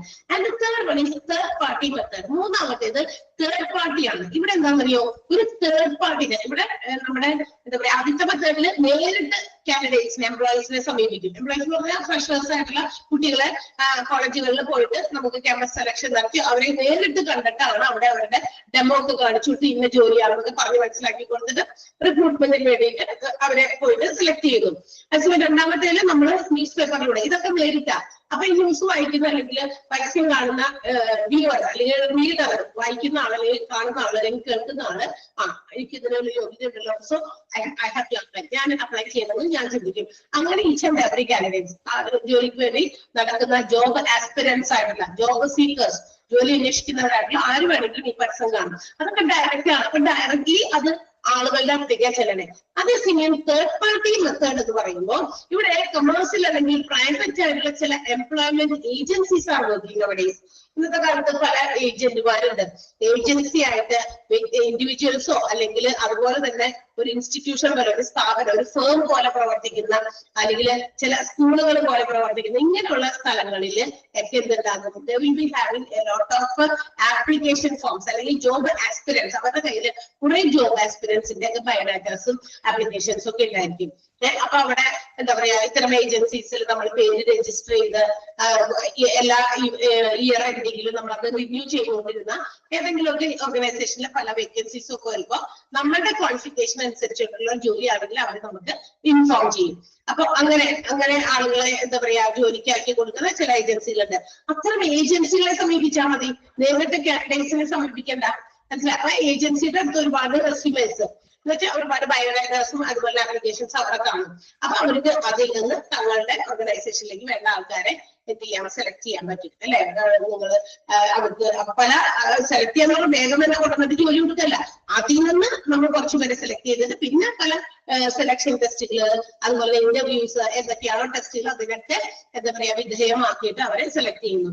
അതുപോലെ ഫ്രണ്ട്സിനോട് പറഞ്ഞിട്ട് അല്ലെ അല്ലെങ്കിൽ റിലേറ്റീവ്സിനോട് പറഞ്ഞിട്ട് അങ്ങനെയൊക്കെയുള്ള ആളുകളിൽ നിന്നൊക്കെ നമുക്ക് എന്ത് ചെയ്യാം. അതിന് ഇടയ്ക്ക് ഒരാളുണ്ട് തേർഡ് പാർട്ടി, മൂന്നാമത് ഒരാൾ ഇടനിലക്കാരൻ, ബ്രോക്കറൊക്കെ പോലെയുള്ള ഒരു ഇടനിലക്കാരൻ. ആ ഇടനിലക്കാരൻ ഒരു ഏജൻസി ആകാം, കോളേജ് ആകാം, പ്രൊഫഷണൽ ഇൻസ്റ്റിറ്റ്യൂഷൻ ആകാം, അതുപോലെ തന്നെ റിലേറ്റീവ്സ് ആകാം, ഫ്രണ്ട്സ് ആകാം, ആരാകാം. ഇവരിലൂടെയാണ് നമ്മൾ കാൻഡിഡേറ്റ്സിലേക്ക് എത്തുന്നത്. ഡയറക്ട്ലി കാൻഡിഡേറ്റ്സിലേക്ക് എത്തുന്നില്ല. That is the thing in third party method. മൂന്നാമത്തെ തേർഡ് പാർട്ടി മെത്തേഡിലുള്ള പ്രധാനപ്പെട്ട കാര്യം അതാണ്. അപ്പൊ direct method, indirect method and third party method, these are the methods of techniques of recruitment. റിക്രൂട്ട്മെന്റിന്റെ മെത്തേഡുകളാണ് നമ്മളിപ്പോ ഈ പറഞ്ഞത്. ക്ലിയർ ആയോ? ക്ലിയർ അല്ലേ? 3 മെത്തേഡും അണ്ടർലൈൻ ചെയ്ത് വെക്കുക. ഇതൊക്കെ എളുപ്പമുള്ള കാര്യമാണ് കേട്ടാ. ഓക്കെ, ഇനി how these recruitment programs are assessed. ഇത് നമുക്ക് എന്ത് ചെയ്യണം, റിക്രൂട്ട്മെന്റുമായിട്ട് ബന്ധപ്പെട്ടുള്ള കാര്യങ്ങൾ പ്രോഗ്രാംസ് ഒക്കെ നടത്തി കഴിഞ്ഞാൽ it should be assessed periodically. എന്ത് ചെയ്യണം, അത് നമ്മൾ എന്ത് ചെയ്യണം, കൃത്യമായിട്ട് അസസ് ചെയ്യണം. എന്ന് വെച്ചാൽ റിക്രൂട്ട്മെന്റുമായി ബന്ധപ്പെട്ട് എന്ത് കാര്യങ്ങൾ നമ്മൾ ചെയ്യുമ്പോഴും അതിനെ കുറിച്ചുള്ള ഒരു വിലയിരുത്തലുകൾ ഇടയ്ക്കിടയ്ക്ക് നടത്തണം. റിക്രൂട്ട്മെന്റിന്റെ കാര്യങ്ങളൊക്കെ എന്താ നമ്മൾ പ്ലാൻ ചെയ്ത അനുസരിച്ച് പ്രവർത്തിക്കുന്നുണ്ടോ, എവരിതിങ് ഇതൊക്കെ നമ്മൾ പ്ലാൻ ചെയ്യണം. ഇങ്ങനെ പ്ലാൻ ചെയ്യുമ്പോൾ നമ്മൾ കുറച്ച് പ്രത്യേക കാര്യങ്ങൾക്ക് കൂടുതൽ ഫോക്കസ് ചെയ്യണം. വിചാരണ എന്തൊക്കെ കാര്യങ്ങളാണ് നമ്മൾ ഫോക്കസ് ചെയ്യേണ്ടത്. റിക്രൂട്ട്മെന്റിന്റെ അസസ്മെന്റുകൾ നടത്തുമ്പോൾ നമ്മൾ ആലോചിക്കേണ്ട ചില കാര്യങ്ങളുണ്ട്. ഒന്ന്, കോസ്റ്റ് പെർ ആപ്ലിക്കൻസ്. ഈ ഒരു ആപ്ലിക്കന്റിന്, അതായത് ഒരുപാട് ആളുകൾ അപ്ലൈ ചെയ്യും. റിക്രൂട്ട്മെന്റിന്റെ കാര്യങ്ങളൊക്കെ കണ്ട് അഡ്വർടൈസ് ഒക്കെ കണ്ടു കഴിയുമ്പോൾ, പരസ്യങ്ങളൊക്കെ കണ്ടു കഴിയുമ്പോൾ ഒരുപാട് ആളുകൾ അതിന് വേണ്ടിയിട്ട് ചിലപ്പോൾ അപ്ലൈ ചെയ്യും അല്ലെ. അപ്പൊ ഈ ഓരോ ആളുകൾക്കും വേണ്ടി വരുന്ന ഓരോരുത്തർക്കും വേണ്ടി പെർഫെക്റ്റ് ഒരു ആപ്ലിക്കന്റിന് വേണ്ടി വരുന്ന ചെലവ്. പിന്നെ ഈ ആപ്ലിക്കന്റ് ഹയറിംഗ് റേഷ്യോ എന്ന് പറഞ്ഞാൽ എന്താ, the ratio in which the number of vacancies and the application number of the candidates. ആ ഒരു റേഷ്യോനെ നമുക്ക് എത്ര വേക്കൻസി ഉണ്ട് അതിനകത്തേക്ക് എത്ര ആപ്ലിക്കേഷൻ വന്നു, മനസ്സിലായോ? അതായത് ഇപ്പൊ ഒരു 10 വേക്കൻസി ഒരു ഓർഗനൈസേഷനിൽ, ഉദാഹരണത്തിന് ഒരു ഹോസ്പിറ്റലിൽ 10 വേക്കൻസി ഡിഫറെന്റ് ഡിപ്പാർട്ട്മെന്റ്സിലായിട്ടുണ്ടെന്ന് വിചാരിക്കാം. And it is advertise. ഇതിൽ ഏതെങ്കിലും മോളിൽ പറഞ്ഞ ഏതെങ്കിലും മെത്തേഡിലൂടെ നമ്മൾ അതിനുള്ള എന്താ പറയാ സോഴ്സ് കണ്ടെത്തി. ചിലപ്പോൾ ആദ്യത്തെ മെത്തേഡ് ഡയറക്റ്റ് മെത്തേഡാണ്. ഏതെങ്കിലും എന്താ പറയാ നഴ്സിംഗ് കാര്യങ്ങളൊക്കെ നടത്തുന്ന ഒരു കോളേജിലോ അല്ലെങ്കിൽ ഒരു ഇൻസ്റ്റിറ്റ്യൂട്ടിലോ പോകുന്നു, അല്ലെങ്കിൽ എന്താ പറയാ ഇത്തരം പ്രൊഫഷണൽ ആയിട്ട് ചിലപ്പോ എന്താ പറയാ ഹോസ്പിറ്റൽ അഡ്മിനിസ്ട്രേറ്റർ ഒഴിവായിരിക്കാം, ചിലപ്പോൾ HR ഹ്യൂമൻ റിസോഴ്സ് മാനേജ്മെന്റിന്റെ മാനേജറിന്റെ ഒഴിവായിരിക്കാം. ഇങ്ങനെയുള്ള കോഴ്സസ് പ്രൊവൈഡ് ചെയ്യുന്ന ചില ഇൻസ്റ്റിറ്റ്യൂഷനിലേക്ക് നേരിട്ട് പോകുന്നു. എന്നിട്ട് നമ്മൾ നമ്മളുടെ കാര്യങ്ങളൊക്കെ ഇന്ന പോസ്റ്റിലേക്കാണ് നമുക്ക് ഒരാൾ വേണം അല്ലെങ്കിൽ 2 ആൾ വേണം. സോ നമ്മൾ അതിനുവേണ്ടി സെർച്ച് ചെയ്ത് വന്നതാണ്. എന്നിട്ട് നമ്മളുടെ കാര്യങ്ങൾക്ക് അവരെ അറിയിക്കുന്നു. അവിടെ നിന്ന് നമുക്ക് സെലക്ട് ചെയ്ത് കൊണ്ടുവരാം. അല്ലെങ്കിൽ രണ്ടാമത്തെ മെത്തേഡ് ഉപയോഗിക്കാം. ഇനി ഡിപ്പാർട്ട്മെന്റില് ഇത്ര ഒഴിവുകളുണ്ട്, 2 പേര് കാർഡിയോളജിയിൽ ഒഴിവുണ്ട്, 2 പേര് ഗൈനക്കോളജിയിൽ ഒഴിവുണ്ട്, ഒരാൾ ഒഫ്താൽമോളജിയിൽ ഒഴിവുണ്ട്. അപ്പൊ തന്നെ എന്താ പറയാ 7 അല്ലേ? അങ്ങനെ ഓരോരുത്തരുടെ പേരൊക്കെ പറഞ്ഞ് 5-10 പേരുടെ എണ്ണം തന്നെ ചൂസ് ചെയ്യാതിരിക്കാം. അപ്പൊ ആ ഒരു ഇത്രയും ആളുണ്ടെന്ന് പറഞ്ഞ് നമ്മള് പോസ്റ്റ് ചെയ്യുന്നു, ആഡ് പോസ്റ്റ് ചെയ്യുന്നു. അത് എന്താ പറയാ TV-യിലൂടെ ആകാം, ന്യൂസ് പേപ്പറിലാകാം, റേഡിയോ ആകാം. ഇന്ന് ഒരുപാട് അഡ്വാൻസ്ഡ് ആയിട്ടുള്ള ടെക്നോളജീസ് അഡ്വർടൈസ്മെന്റ് കൊടുക്കാനുണ്ട്. മെയിൽ ത്രൂ എല്ലാ എന്തെങ്കിലും കാര്യങ്ങളാകാം. ഇനി അത് മാത്രമല്ല ഓൺലൈൻ ജോബ് സൈറ്റുകളും നമ്മുടെ ഫോണിലൊക്കെ തന്നെ ഓൺലൈൻ ജോബ് സൈറ്റുകളൊക്കെ അവിടേക്ക് പരസ്യം ചെയ്യാം. അപ്പൊ ഈ പരസ്യങ്ങളിലൂടെ വേണമെങ്കിൽ എന്ത് ചെയ്യാം, അത് കൊടുക്കുന്നു. ഇങ്ങനെയൊക്കെ കൊടുക്കുമ്പോൾ ഈ 10 വേക്കൻസി ഫില്ലാകാനായിട്ട് ഈ പറയുന്ന ആഡിലൂടെയോ അല്ലെങ്കിൽ മറ്റേതിലൂടെയോ അവർ കണ്ടെത്തുന്ന number of applicants may not be എന്താ പറയാ കറക്റ്റ് ടൈം, അക്യുറേറ്റ് ആയിട്ട് ടൈം തന്നെ ആപ്ലിക്കൻസ് ആയിരിക്കും ഇതിനു വേണ്ടി എന്താ പറയാ അപ്ലൈ ചെയ്യാം അല്ലെ? 10 വേക്കൻസിന് ചിലപ്പോൾ 100 ആപ്ലിക്കേഷൻ വരാം, 50 എണ്ണം വരാം, 1000 എണ്ണം വരാം. It depends upon the good will of the firm. ഒരു ഓർഗനൈസേഷന്റെ പേരുമായിട്ട് ബന്ധപ്പെട്ട കാര്യമാണ്. കൂടുതൽ വലിയ ഗുഡ്വിൽ, നല്ല ഗുഡ്വില്ലുള്ള എന്താ ആളുകളുടെ ഇടയിൽ ഒരു എന്താ പറയാ ഔട്ട്സ്റ്റാൻഡിങ് ഒരു റെപ്യൂട്ടേഷനുള്ള ചില ഫേംസ് ആണെങ്കിൽ അവിടെ വലിയ സാലറി ഇല്ലെങ്കിലും അവിടെ ജോലി കിട്ടുക എന്നുള്ളത് ഏറ്റവും ഇമ്പോർട്ടന്റ് ആയിട്ടുള്ള കാര്യമാണെന്ന് മനസ്സിലാക്കുന്ന ഒത്തിരി ആളുകൾ ചിലപ്പോൾ അത്തരം ഓർഗനൈസേഷനിലേക്ക് അപ്ലൈ ചെയ്യും ജോലിക്ക് വേണ്ടിയിട്ട്. അതേസമയം ചില ഓർഗനൈസേഷനിൽ നമ്മൾ ഇത്രയും സാലറിക്ക് ഞാൻ അവിടെ പോണില്ല കണ്ടോ, ആ ഒരു മൈൻഡും വരാം. അപ്പൊ അത് ഡിപെൻഡ്സ് അപ്പോൺ ദ ഗുഡ്വിൽ. അതാണ് ഞാൻ പറഞ്ഞത്, അത് ഓർഗനൈസേഷന്റെ ഗുഡ്വില്ലിനെ ആശ്രയിച്ചിരിക്കും എന്നുള്ളതാണ്. Okay, whatever it may be. അപ്പൊ നമ്മൾ 10 എന്താ പറയാ വേക്കൻസിക്ക് വേണ്ടിയിട്ട് ചിലപ്പോൾ 100 ആപ്ലിക്കേഷൻ വന്നു വിചാരിക്കാം. So the ratio is 10:100. അപ്പൊ 10 vacancy 100 application, 10:100. And it has been simplified as 1:10. അതിനെ നമ്മളൊന്ന് ചെറുതാക്കിയാൽ നമുക്ക് 1:10 എന്ന് കിട്ടും. മനസ്സിലായോ? ആ ഒരു റേഷ്യോ നമ്മൾ നോക്കണം. എത്ര ആൾക്കാർ അപ്ലൈ ചെയ്തു, നമ്മുടെ വേക്കൻസി എത്രയായിരുന്നു, ആ ഒരു റേഷ്യോ അതിന് നമ്മൾ ഇമ്പോർട്ടൻസ് കൊടുക്കണം. And also the tenure means കാലാവധി, എത്ര നാളത്തേക്കാണ്. ചില ഓർഗനൈസേഷൻ ഇത്ര നാളത്തേക്ക് മതി എന്താ പറയാ എംപ്ലോയീസിനെ, 1 വർഷത്തേക്ക് അല്ലെങ്കിൽ 2 വർഷത്തേക്ക്, ചിലപ്പോൾ ആരുടെയെങ്കിലും എന്താ പറയാ ടെമ്പററി ആയിട്ടുള്ള 5 വർഷത്തേക്കോ 3 വർഷത്തേക്കോ ഒക്കെ ലീവ് എടുത്ത് പോകുന്ന ആളുകൾക്ക് വേണ്ടിയാകാം ചില ആൾക്കാരെ എന്ത് ചെയ്യുന്നത്, റിക്രൂട്ട് ചെയ്യുന്നത്. അങ്ങനെയൊക്കെ ആകും. അപ്പൊ ടെന്യൂർ ആ അളവുണ്ടെങ്കിൽ അത്, പിന്നെ ഓൾസോ പെർഫോമൻസ് അപ്രൈസൽ, ഓരോരുത്തരുടെയും ജോലിയുമായി ബന്ധപ്പെട്ടിട്ടുള്ളവരുടെ കഴിവുകൾ, സ്കിൽ എബിലിറ്റീസ് അതൊക്കെ മനസ്സിലാക്കാം. അപ്പൊ ഈ കാര്യങ്ങളൊക്കെ നമ്മൾ എന്ത് ചെയ്യണം, വിലയിരുത്തൽ നടത്തണം. എന്തിനു വേണ്ടിയിട്ട്? റിക്രൂട്ട്മെന്റിന്റെ പ്രോഗ്രാമുകൾ നമ്മൾ വിലയിരുത്തുമ്പോൾ ഇത്തരം കാര്യങ്ങൾ കൂടി അല്ലെങ്കിൽ ഇത്തരം കാര്യങ്ങൾക്ക് നമ്മൾ ശ്രദ്ധ കൊടുത്തേ മതിയാകും. അപ്പൊ എന്തൊക്കെ കാര്യങ്ങൾ ശ്രദ്ധിക്കേണ്ടത്? Cost per applicant, applicant per hiring ratio, tenure, performance appraisals, ഇതിനൊക്കെ ഡ്യൂ കൺസിഡറേഷൻ കൊടുക്കണം ഒരു റിക്രൂട്ട്മെന്റ് അസസ്മെന്റ് നടത്തുന്ന സമയത്ത്. ഓക്കെ, അതിന് ആ എന്താ പറയാ 2 സെന്റൻസും ഒന്ന് അണ്ടർലൈൻ ചെയ്യണം. റിക്രൂട്ടിംഗ് പ്രോസസ്സ് എന്ത് ചെയ്യണം, പീരിയോഡിക്കലായിട്ട് നമ്മൾ അസസ് ചെയ്യണം. അതിനു വേണ്ടിയിട്ട് ചില ക്രൈറ്റീരിയാസ് ഏതൊക്കെയാ? Cost per applicant, applicant per hiring ratio, tenure, performance appraisal etcetera should be considered. ഇതിനൊക്കെ എന്താ പറയാ കരുതൽ കൊടുക്കണം എന്നാണ്. ആ 2 സെന്റൻസും അണ്ടർലൈൻ ചെയ്യണം. മോളിൽ പറഞ്ഞ 3 മെത്തേഡും ഇമ്പോർട്ടന്റ് ആണ്. 3 അണ്ടർലൈൻ ചെയ്തോ? ക്ലിയർ ആയോ? യെസ്. അപ്പൊ നമ്മൾ റിക്രൂട്ട്മെന്റിന് വേണ്ടിയിട്ടുള്ള കാര്യങ്ങളൊക്കെ ചെയ്തു. അപ്പൊ റിക്രൂട്ട്മെന്റ് നടത്തുന്നതിന് വേണ്ടിയിട്ട് കാര്യങ്ങളൊക്കെ ചിന്തിച്ചു, ഉറപ്പിച്ചു. എന്നിട്ട് റിക്രൂട്ട്മെന്റിന് വേണ്ടിയിട്ടുള്ള നടപടികളൊക്കെ സ്വീകരിച്ചു. റിക്രൂട്ട്മെന്റ് എന്ന് പറയുന്നതിന്റെ കാര്യങ്ങൾ തുടങ്ങുന്നത് ഫസ്റ്റ് സ്റ്റെപ്പ് അതിന്റെ സെലക്ഷനിൽ നിന്നാണ്. തെരഞ്ഞെടുപ്പാണ്. തെരഞ്ഞെടുക്കണം. അതായത് നമുക്കറിയാം we will get a lot of applications. റിക്രൂട്ട്മെന്റിനെ കുറിച്ചുള്ള പരസ്യമൊക്കെ കാണുമ്പോൾ എന്ത് ചെയ്യും, ഒരുപാട് ആപ്ലിക്കേഷൻസ് ഓർഗനൈസേഷനിലേക്ക് വരാൻ സാധ്യതയുണ്ട്. സോ അതിൽ നിന്ന് നമുക്ക് വി ഹാവ് ടു സെലക്ട്. നമ്മൾ എന്ത് ചെയ്യണം? സെലക്ട് ചെയ്യണം. എന്താണ് സെലക്ഷൻ എന്ന് പറയുന്നത്? സെലക്ഷൻ എന്ന് പറയുന്ന ഒരു പ്രോസസ്സാണ്, അല്ലെങ്കിൽ ഒരു പ്രൊസീജിയർ ആണ്, which is related to collect all the relevant information about an applicant. ഒരു ആപ്ലിക്കന്റിനെ അല്ലെങ്കിൽ ഒരു കാൻഡിഡേറ്റ് അല്ലെങ്കിൽ ഒരു ജോബ് ആസ്പിരന്റ് അവരെ കുറിച്ചിട്ടുള്ള എല്ലാ ഇമ്പോർട്ടന്റ് ആയിട്ടുള്ള റെലവെന്റ് എന്ന് പറഞ്ഞാൽ ഇമ്പോർട്ടന്റ് ആയിട്ടുള്ള ഇൻഫർമേഷൻസ് കളക്ട് ചെയ്യുക അല്ലെങ്കിൽ അക്വയർ ചെയ്യുക. അതിനെയാണ് എന്ത് വിളിക്കുക? സെലക്ഷൻ പ്രൊസീജിയർ എന്ന് വിളിക്കുക. സെലക്ഷൻ പ്രൊസീജിയർ എന്ന് പറഞ്ഞാൽ എന്താണ്? ഇപ്പൊ എന്നെ സെലക്ട് ചെയ്യുന്നുണ്ടെങ്കിൽ ആ സെലക്ഷനുമായി ബന്ധപ്പെട്ടത് എന്റെ എല്ലാ ഇൻഫർമേഷൻസും എന്ന് വെച്ചാൽ എന്റെ പേര്, എന്റെ എന്താ പറയുക ഏജ്, അതുപോലെ തന്നെ എന്റെ എന്താ പറയുക സെക്സ്, മെയിൽ ഓർ ഫീമെയിൽ, പിന്നെ ഫാമിലി ബാക്ക്ഗ്രൗണ്ട്, ഫാദർ മദർ, അവരുടെ കാര്യങ്ങൾ, അങ്ങനെ എന്തെങ്കിലുമൊക്കെ ഉണ്ടെങ്കിൽ മാരിറ്റൽ സ്റ്റാറ്റസ്, അതുപോലെ തന്നെ അഡ്രസ്, അതുപോലെ നമ്മുടെ ക്വാളിഫിക്കേഷൻ, എക്സ്പീരിയൻസ് ഇഫ് നെസസറി. ചില ജോലിക്ക് മസ്റ്റ് ആയിട്ട് ഇത്ര വർഷത്തെ എക്സ്പീരിയൻസ് ഉണ്ടാവും, ചിലരിൽ ചിലപ്പോൾ അവർ പറഞ്ഞിട്ടുണ്ടാവില്ല, മെൻഷൻ ചെയ്തിട്ടുണ്ടാവില്ല. അങ്ങനെ പിന്നെ നമ്മളുടെ എക്സ്ട്രാ നമ്മളുടെ ടാലന്റുകളും മറ്റു കാര്യങ്ങളും ഒക്കെ നമ്മളോട് ചോദിച്ച് മനസ്സിലാക്കി വെച്ചിട്ടുണ്ടായിരിക്കും. അതിൽ നിന്നാണ് അപ്പൊ ആ ഒരു കാര്യങ്ങളെല്ലാം ഇവരെ നോക്കി ആവശ്യമായ എല്ലാ ഇൻഫർമേഷൻസും അക്വയർ ചെയ്യുന്നതിനെയാണ് എന്ത് വിളിക്കുക? നമ്മൾ സെലക്ഷൻ പ്രൊസീജിയർ എന്ന് വിളിക്കുക. ഓക്കെ, ഇനി ഈ സെലക്ഷൻ പ്രൊസീജിയർ എന്തിനു വേണ്ടിയിട്ടാണ് നമ്മൾ ചെയ്യുന്നത്? അതിന്റെ പ്രധാനപ്പെട്ട objective, the main objective of selection procedure is to find out, കണ്ടെത്താൻ വേണ്ടിയിട്ട്. എന്ത് കണ്ടെത്താൻ? Whether the applicant has the qualifications to meet that particular or specific job. നമുക്ക് തരുന്ന ജോലി, ആ ജോലി ചെയ്യാൻ എനിക്ക് ക്വാളിഫിക്കേഷൻ ഉണ്ടോ? ടീച്ചറിന്റെ ജോലിയാണ്, ടീച്ചർക്ക് BEd വേണം, അല്ലെങ്കിൽ TTC വേണം, അല്ലെങ്കിൽ ഓരോ ഇതനുസരിച്ച് ലൈക്ക് ഇത് എന്താ പറയുക ഏത് ഇതിലാണോ ടീച്ചർ എന്ന് പറയുമ്പോ ചെറിയ LKG ക്ലാസ് അല്ല, അതിന് മുമ്പോട്ടുള്ള ടീച്ചർ ഉണ്ട് അല്ലെ, പ്രീ KG ക്ലാസ്സസ് തുടങ്ങി ടീച്ചർ എന്ന് തന്നെയാണ്. ഏത് ലെവലിലാണെങ്കിലും അവരുടെ ടീച്ചർ തന്നെയാണ് നമ്മൾ പറയാം. അവിടെ നോക്കുമ്പോൾ ഭയങ്കര വലിയ കോഴ്സസ് പഠിപ്പിക്കുന്ന ടീച്ചേഴ്സും ഉണ്ട് അല്ലെ. സംടൈംസ് നമ്മൾ അവരെ വേറെ എന്താ പറയാ അവര് ലെക്ചേഴ്സ് എന്നോ അല്ലെങ്കിൽ ട്യൂട്ടർ എന്നൊക്കെ മാറ്റിയൊക്കെ വിളിക്കും. എങ്ങനെയാണെങ്കിലും അവരുടെ ടീച്ചേഴ്സ് ആണ്. അപ്പൊ ഇതിന് വേണ്ടിയിട്ടുള്ള ഓരോന്നിനും ഓരോ പ്രത്യേകം ക്വാളിഫിക്കേഷൻസ്. അപ്പൊ അതിന് വേണ്ടി ആ ഒരു സ്പെസിഫിക് ജോലിക്ക് ആൾക്ക് ക്വാളിഫിക്കേഷൻ ഉണ്ടോ എന്നുള്ളത് കണ്ടെത്തുക എന്നുള്ളതാണ്. മാത്രമല്ല ആ സെലക്ട് ചെയ്യുന്ന applicant how well he or she will do that particular job, ആ ഒരു ജോലി എത്ര ഭംഗിയായി അവരത് ചെയ്യും എന്ന് കണ്ടെത്തുക. അങ്ങനെ ഈ രണ്ട് കാര്യങ്ങൾ കണ്ടെത്താൻ വേണ്ടിയിട്ടാണ് എന്ത് സെലക്ഷൻ പ്രൊസീജിയർ എന്നാണ്. സെലക്ഷൻ പ്രൊസീജിയറിന്റെ പ്രധാനപ്പെട്ട ഒബ്ജക്റ്റീവ് ആണ് ഇത് രണ്ടും കേട്ടോ. എന്ന് ഏതൊക്കെയാണത്? To find out whether the applicant meets the qualifications for that particular job. ആ ഒരു ജോലിക്ക് വേണ്ട ക്വാളിഫിക്കേഷൻസ് ആ ഒരു ആപ്ലിക്കന്റിന് ഉണ്ടോ എന്ന് കണ്ടെത്തുക.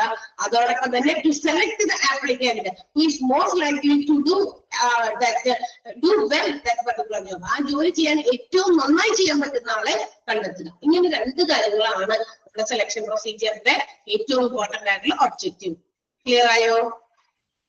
മനസ്സിലായോ? ആ രണ്ട് ഒരു ഡെഫിനിഷനും ഒരു ഒബ്ജക്റ്റീവും ഞാനിപ്പോ പറഞ്ഞു. ആ രണ്ട് സെന്റൻസും അണ്ടർലൈൻ ചെയ്തതാണ്. അതെല്ലാം ഇമ്പോർട്ടന്റ് ആണ്.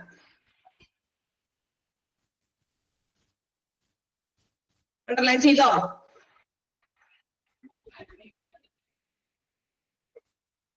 യെസ്.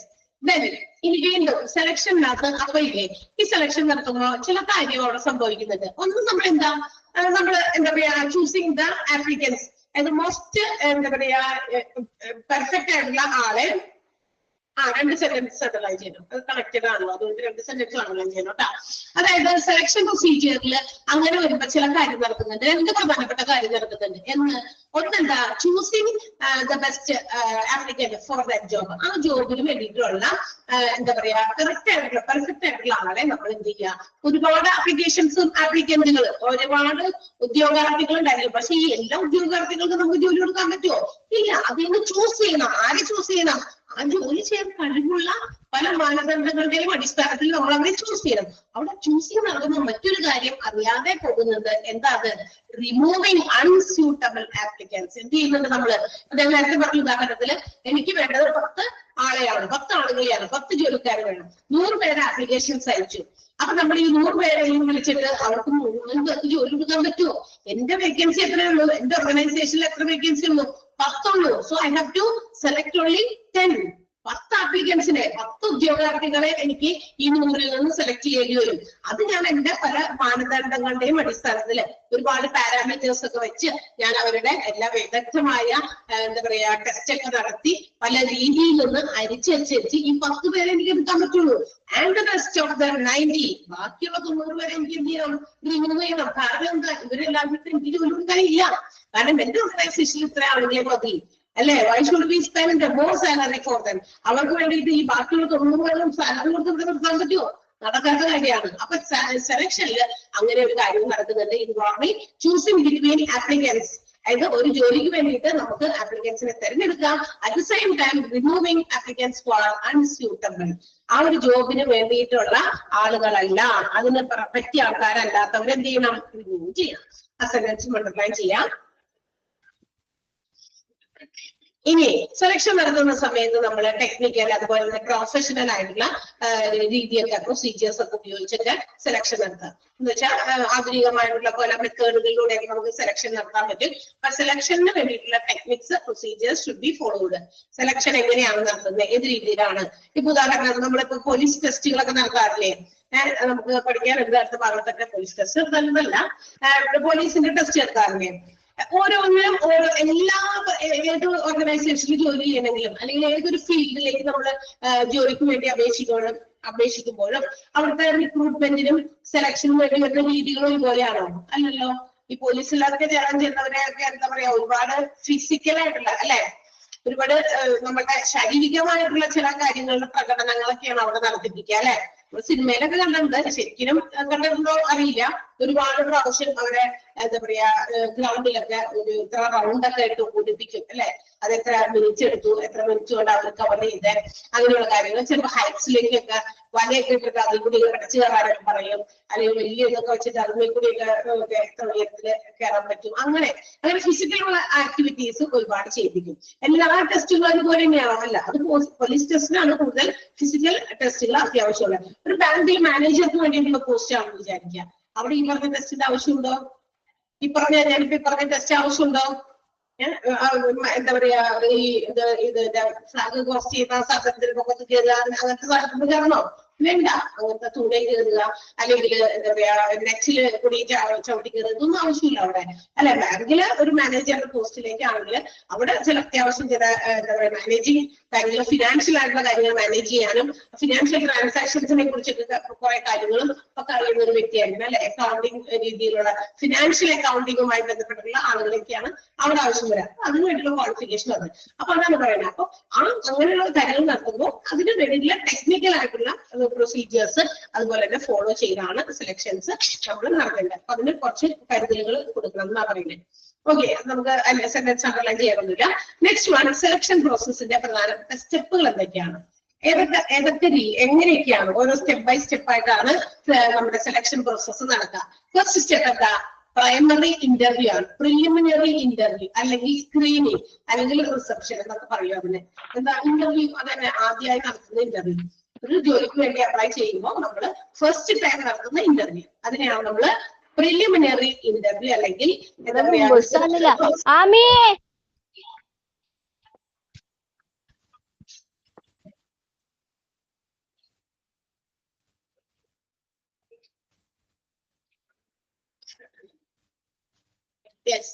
അപ്പൊ എന്താ പറയാ പ്രൈമറി ഒരു ഇന്റർവ്യൂ നടത്തും. അതാണ് സെലക്ഷന്റെ ആദ്യത്തെ പടി അല്ലെ. ആദ്യം തന്നെ ഒരു ഇന്റർവ്യൂ നടത്തുന്നു. അതിനുശേഷം അടുത്ത പടി എന്താ? Application blank or application form ആണ്.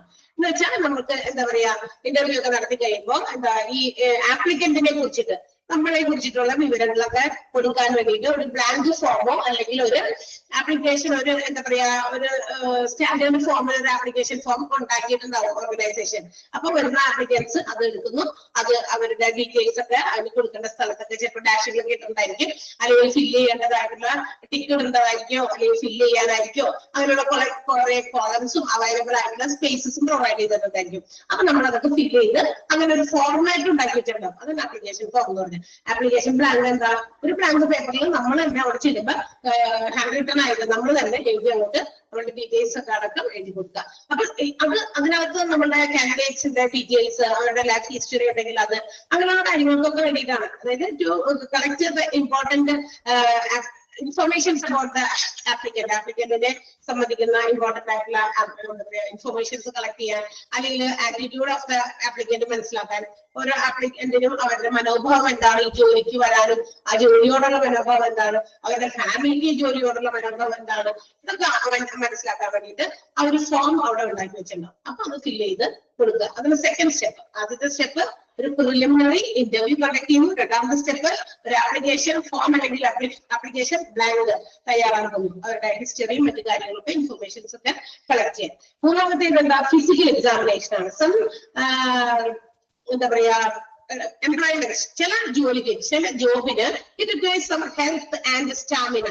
അതിന് ഇമ്പോർട്ടൻസ് ഉണ്ട്. അവരുടെ എന്താ പറയാ ആരോഗ്യം, അതുപോലെ തന്നെ സ്റ്റാമിന, അല്ലെ, അതിനൊക്കെ പ്രാധാന്യം നൽകുന്ന ചില എംപ്ലോയ്മെന്റുകളുണ്ട്, തൊഴിലുകളുണ്ട്. അപ്പൊ അതിന് വേണ്ടിയിട്ട് ഫിസിക്കൽ എക്സാമിനേഷൻസ് നടത്തുന്നു. അതിന് വേണ്ടിയിട്ട് ആൾക്കാർ ഫിസിക്കലി ഫിറ്റ് ആണോ? ഇപ്പൊ നമ്മൾക്ക് അറിയാലോ, ചില വിദേശ രാജ്യങ്ങളിലേക്ക് ജോലിക്കായിട്ട് പോകുന്ന കുട്ടികൾ, അല്ലെങ്കിൽ ആളുകളൊക്കെ തന്നെ പോകുമ്പോൾ അവിടെ ഒരു ഫിസിക്കൽ ടെസ്റ്റ് ഉണ്ട്, അല്ലെ, പുറത്തേക്ക് പോകുന്നതിന് മുമ്പ് അവരുടെ ആരോഗ്യം എത്രത്തോളം ഉണ്ട്, അല്ലെ, ചിലപ്പോൾ പല കാര്യങ്ങളും ചെക്ക് ചെയ്യേണ്ടി വരും. ഫിസിക്കലി ദേ ആർ ഓക്കെ ആണോ അല്ലെങ്കിൽ അല്ലേ എന്ന് അറിയാൻ വേണ്ടിയിട്ടാണ്. ചിലപ്പോൾ വിദേശത്തേക്കൊക്കെ ചെല്ലുമ്പോൾ ആ ഒരു ആരോഗ്യസ്ഥിതിയുമായിട്ട് അങ്ങോട്ട് ചെന്ന് കഴിഞ്ഞാൽ ചിലപ്പോൾ ആൾക്ക് ചിലപ്പോൾ കൂടുതൽ ആ ജോലി ചെയ്യാൻ പോകുന്ന ജോലിയുമായി ബന്ധപ്പെട്ട് ചിലപ്പോൾ കൂടുതൽ ഇഷ്യൂസ് ഹെൽത്തിന് ഉണ്ടാകാൻ സാധ്യതയുണ്ട്. അപ്പൊ അതൊക്കെ ഇല്ലാതിരിക്കാനായിട്ട് ഇവിടെ തന്നെ എന്ത് ചെയ്യും, അങ്ങനെ എന്തെങ്കിലും പ്രോബ്ലംസ് ഉണ്ടോ എന്ന് ചെക്ക് ചെയ്തിട്ട് പോകും. ചില അങ്ങനെ ആളുകൾക്ക് ചെക്ക് ചെയ്യുന്ന സമയത്ത് നോട്ട് അവർക്ക് പറ്റാത്ത ഒരു ഇതാണെങ്കിൽ അവർ വിടില്ല, അങ്ങനെ പോകാൻ പറ്റില്ല. എത്ര നമ്മളുടെ കയ്യിൽ പൈസ ഉണ്ട് പുറത്തേക്ക് പോയി ജോലി ചെയ്യാനൊക്കെ, നമ്മളുടെ കയ്യിൽ ഫിനാൻഷ്യലി കാര്യങ്ങളൊക്കെ ഉണ്ട്. പക്ഷെ if their health is not okay, health okay അല്ലെങ്കിൽ അങ്ങോട്ട് പോകാനുള്ള നമുക്ക് സാങ്ഷൻ കിട്ടില്ല, അല്ലെ, അങ്ങനെയൊക്കെയുണ്ട്. ഫിസിക്കൽ എക്സാമിനേഷൻ നടത്തും ചില എംപ്ലോയ്മെന്റ്സിന്. അപ്പൊ അതിന് ഹെൽത്ത് ആൻഡ് സ്റ്റാമിനയൊക്കെ അത്യാവശ്യം വേണ്ട ജോലികളാണെങ്കിൽ തീർച്ചയായിട്ടും അതൊക്കെ ടെസ്റ്റ് ചെയ്യുന്നത് സെലക്ഷൻ പ്രൊസീജിയറിൽ വരുന്ന മറ്റൊരു സ്റ്റെപ്പാണ്. സൈക്കോളജിക്കൽ ടെസ്റ്റ് ആണ്. സൈക്കോളജിക്കൽ ടെസ്റ്റ് എന്തിനു വേണ്ടിയിട്ടാണ്? നമ്മളുടെ സൈക്കോളജിക്കൽ ആയിട്ട് mentally whether V R suitable for that job, ആ ഒരു ജോബിന് നമ്മൾ മെന്റലി ഓക്കെ ആണോ, സ്യൂട്ടബിൾ ആണോ. ചിലപ്പോൾ ഫിസിക്കലി നമ്മൾ ഓക്കെ ആണ്, പക്ഷേ ചില ആൾക്കാർക്ക് മെന്റലി ചിലപ്പോൾ അതിനോട് ചിലപ്പോൾ അവിടെ ചെന്ന് കഴിയുമ്പോൾ ഇന്ന ജോലിയാണ് നിങ്ങൾ ചെയ്യട്ടെ, അപ്പൊ ഇന്റർവ്യൂ ഒക്കെ കഴിഞ്ഞു, കാര്യങ്ങളൊക്കെ പറഞ്ഞു, അപ്പൊ ഇന്നതാണ് നിങ്ങൾക്കുള്ള ജോലി എന്നൊക്കെ പറഞ്ഞു തരുമ്പോൾ ചിലപ്പോൾ they are not mentally fit for that, അതിന് മെന്റലി അവർക്ക് അത് ശരിയാകുന്നില്ല, സ്യൂട്ടബിൾ ആകാത്തവരും ഉണ്ടായിരിക്കും. അപ്പൊ മെന്റൽ ആപ്റ്റ്നെസ് എന്ന് പറയുന്നത്, അതായത് മാനസികമായിട്ടുള്ള ഒരു എന്താ പറയാ ഒരു ജോലിയോടുള്ള അടുപ്പം അല്ലെങ്കിൽ ആ ഒരു ബന്ധം എന്ന് പറയുന്നതും ഏറ്റവും ഇമ്പോർട്ടന്റ് ആയിട്ടുള്ള ഒരു കാര്യമാണ്. അതുകൊണ്ട് അതും ചെക്ക് ചെയ്യേണ്ടത് സെലക്ഷൻ പ്രൊസീജിയറിൽ വരുന്ന മറ്റൊരു സ്റ്റെപ്പാണ്. And next one is reference check ആണ്. ഈ റെഫറൻസ് ആണ് എന്തുമായിട്ട് റെഫറൻസ് ചെയ്യണം?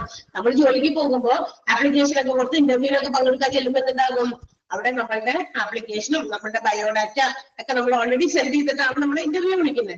പക്ഷെ പോകുമ്പോൾ ഇന്റർവ്യൂവിന് അപ്പിയർ ചെയ്യാൻ പോകുന്ന സമയത്ത് നമ്മൾ എന്ത് ചെയ്യും, നമ്മുടെ പല ഡോക്യുമെന്റ്സുകളും നമ്മളിവിടെ പറഞ്ഞിട്ടുണ്ടാവും, ബയോഡാറ്റയില് റെസ്യൂമിൽ പറഞ്ഞിട്ടുണ്ടാവും എനിക്ക് ഇന്ന ക്വാളിഫിക്കേഷൻ ഉണ്ട്, ഞാൻ ഇതിനകത്ത് എന്താ പറയാ ഡിഗ്രി എടുത്തു, ഇതിനകത്ത് PG എടുത്തു, PhD എടുത്തു എന്നൊക്കെ പറഞ്ഞ ഒരുപാട് ക്വാളിഫിക്കേഷൻസിനെ കുറിച്ചും ബയോഡാറ്റയിൽ മെൻഷൻ ചെയ്തിട്ടുണ്ടായിരിക്കും. ഇതൊക്കെ എഴുതി വെച്ചാൽ മാത്രം മതിയോ, ഇതിനൊക്കെ സർട്ടിഫിക്കറ്റ് കാണിക്കണ്ടേ? അതാണ് റെഫറൻസ്. അപ്പൊ നമ്മളിവിടെ എഴുതി വെച്ചിരിക്കുന്ന റെസ്യൂമേസിൽ പറഞ്ഞിരിക്കുന്ന അത് എല്ലാ ക്വാളിഫിക്കേഷൻസും പറഞ്ഞ പോലെയുള്ള എക്സ്പീരിയൻസുകളും ഉണ്ടെങ്കിൽ അത് പ്രൂവ് ചെയ്യാനുള്ള ഡോക്യുമെന്റ്സും നമ്മൾ എന്ത് ചെയ്യണം, നമ്മുടെ കയ്യിൽ കരുതും. ഇന്റർവ്യൂസിന് പോകുമ്പോൾ അത് അവർ ചെക്ക് ചെയ്യും. അതാണ് reference check. Okay, documents to be check, അതാണ് കേട്ടോ reference check. And the last one final selection ആണ്. ആര് ചെയ്യും? സെലക്ഷൻ നടത്തുന്ന ആരാണ്? മാനേജേഴ്സ് ചെയ്തിട്ട് ആരെയും കമ്മ്യൂണിക്കേറ്റ് ചെയ്യും? കാൻഡിഡേറ്റിനെ കമ്മ്യൂണിക്കേറ്റ് ചെയ്യുന്നു. അപ്പൊ സെലക്ഷൻ പൂർത്തിയായി, കംപ്ലീറ്റ് ആയി. ഓക്കെ, അപ്പൊ these are the various steps included in selection process. Selection പ്രോസസ്സിൽ വരുന്ന പ്രധാനപ്പെട്ട പടിപടിയായിട്ടുള്ള കാര്യങ്ങളാണ് ഈ പറഞ്ഞത്. ഞാൻ പറയുന്ന കാര്യം അണ്ടർലൈൻ ചെയ്യാട്ടോ. ഒന്നാമത്തേത് പ്രിലിമിനറി ഇന്റർവ്യൂ, അത്രയും മതി. പ്രിലിമിനറി ഇന്റർവ്യൂ ആയാലും മതി. ഓക്കെ, രണ്ട് application blank or application form fill ചെയ്ത് കൊടുക്കണം എന്നുള്ളത് അണ്ടർസ്റ്റുഡ് ആണ്, അത്രയും മതി. Third one physical examination. Then fourth one psychological testing. Fifth one reference check, documentuകൾ ചെക്ക് ചെയ്യുന്നത്. And the last one final selection by managers. അത്രയും മതി. അപ്പൊ ഇതൊക്കെയാണ് സെലക്ഷൻ പ്രോസസ്സിൽ വരുന്ന സ്റ്റെപ്സ്. അത് നീട്ടി വെച്ച് മുഴുവൻ എഴുതണ്ടാന്നാണ് ഞാൻ ഉദ്ദേശിച്ചത്. ക്ലിയർ ആയോ? മനസ്സിലായോ? ഓ വെരി ഗുഡ്. ചാടി ചാടി പറഞ്ഞോട്ടാ. ഓക്കെ ഓക്കെ, അതാണ് എനിക്കിഷ്ടം. യെസ്, അപ്പൊ ഇനി അടുത്തേക്ക് പോകട്ടെ ഞാൻ.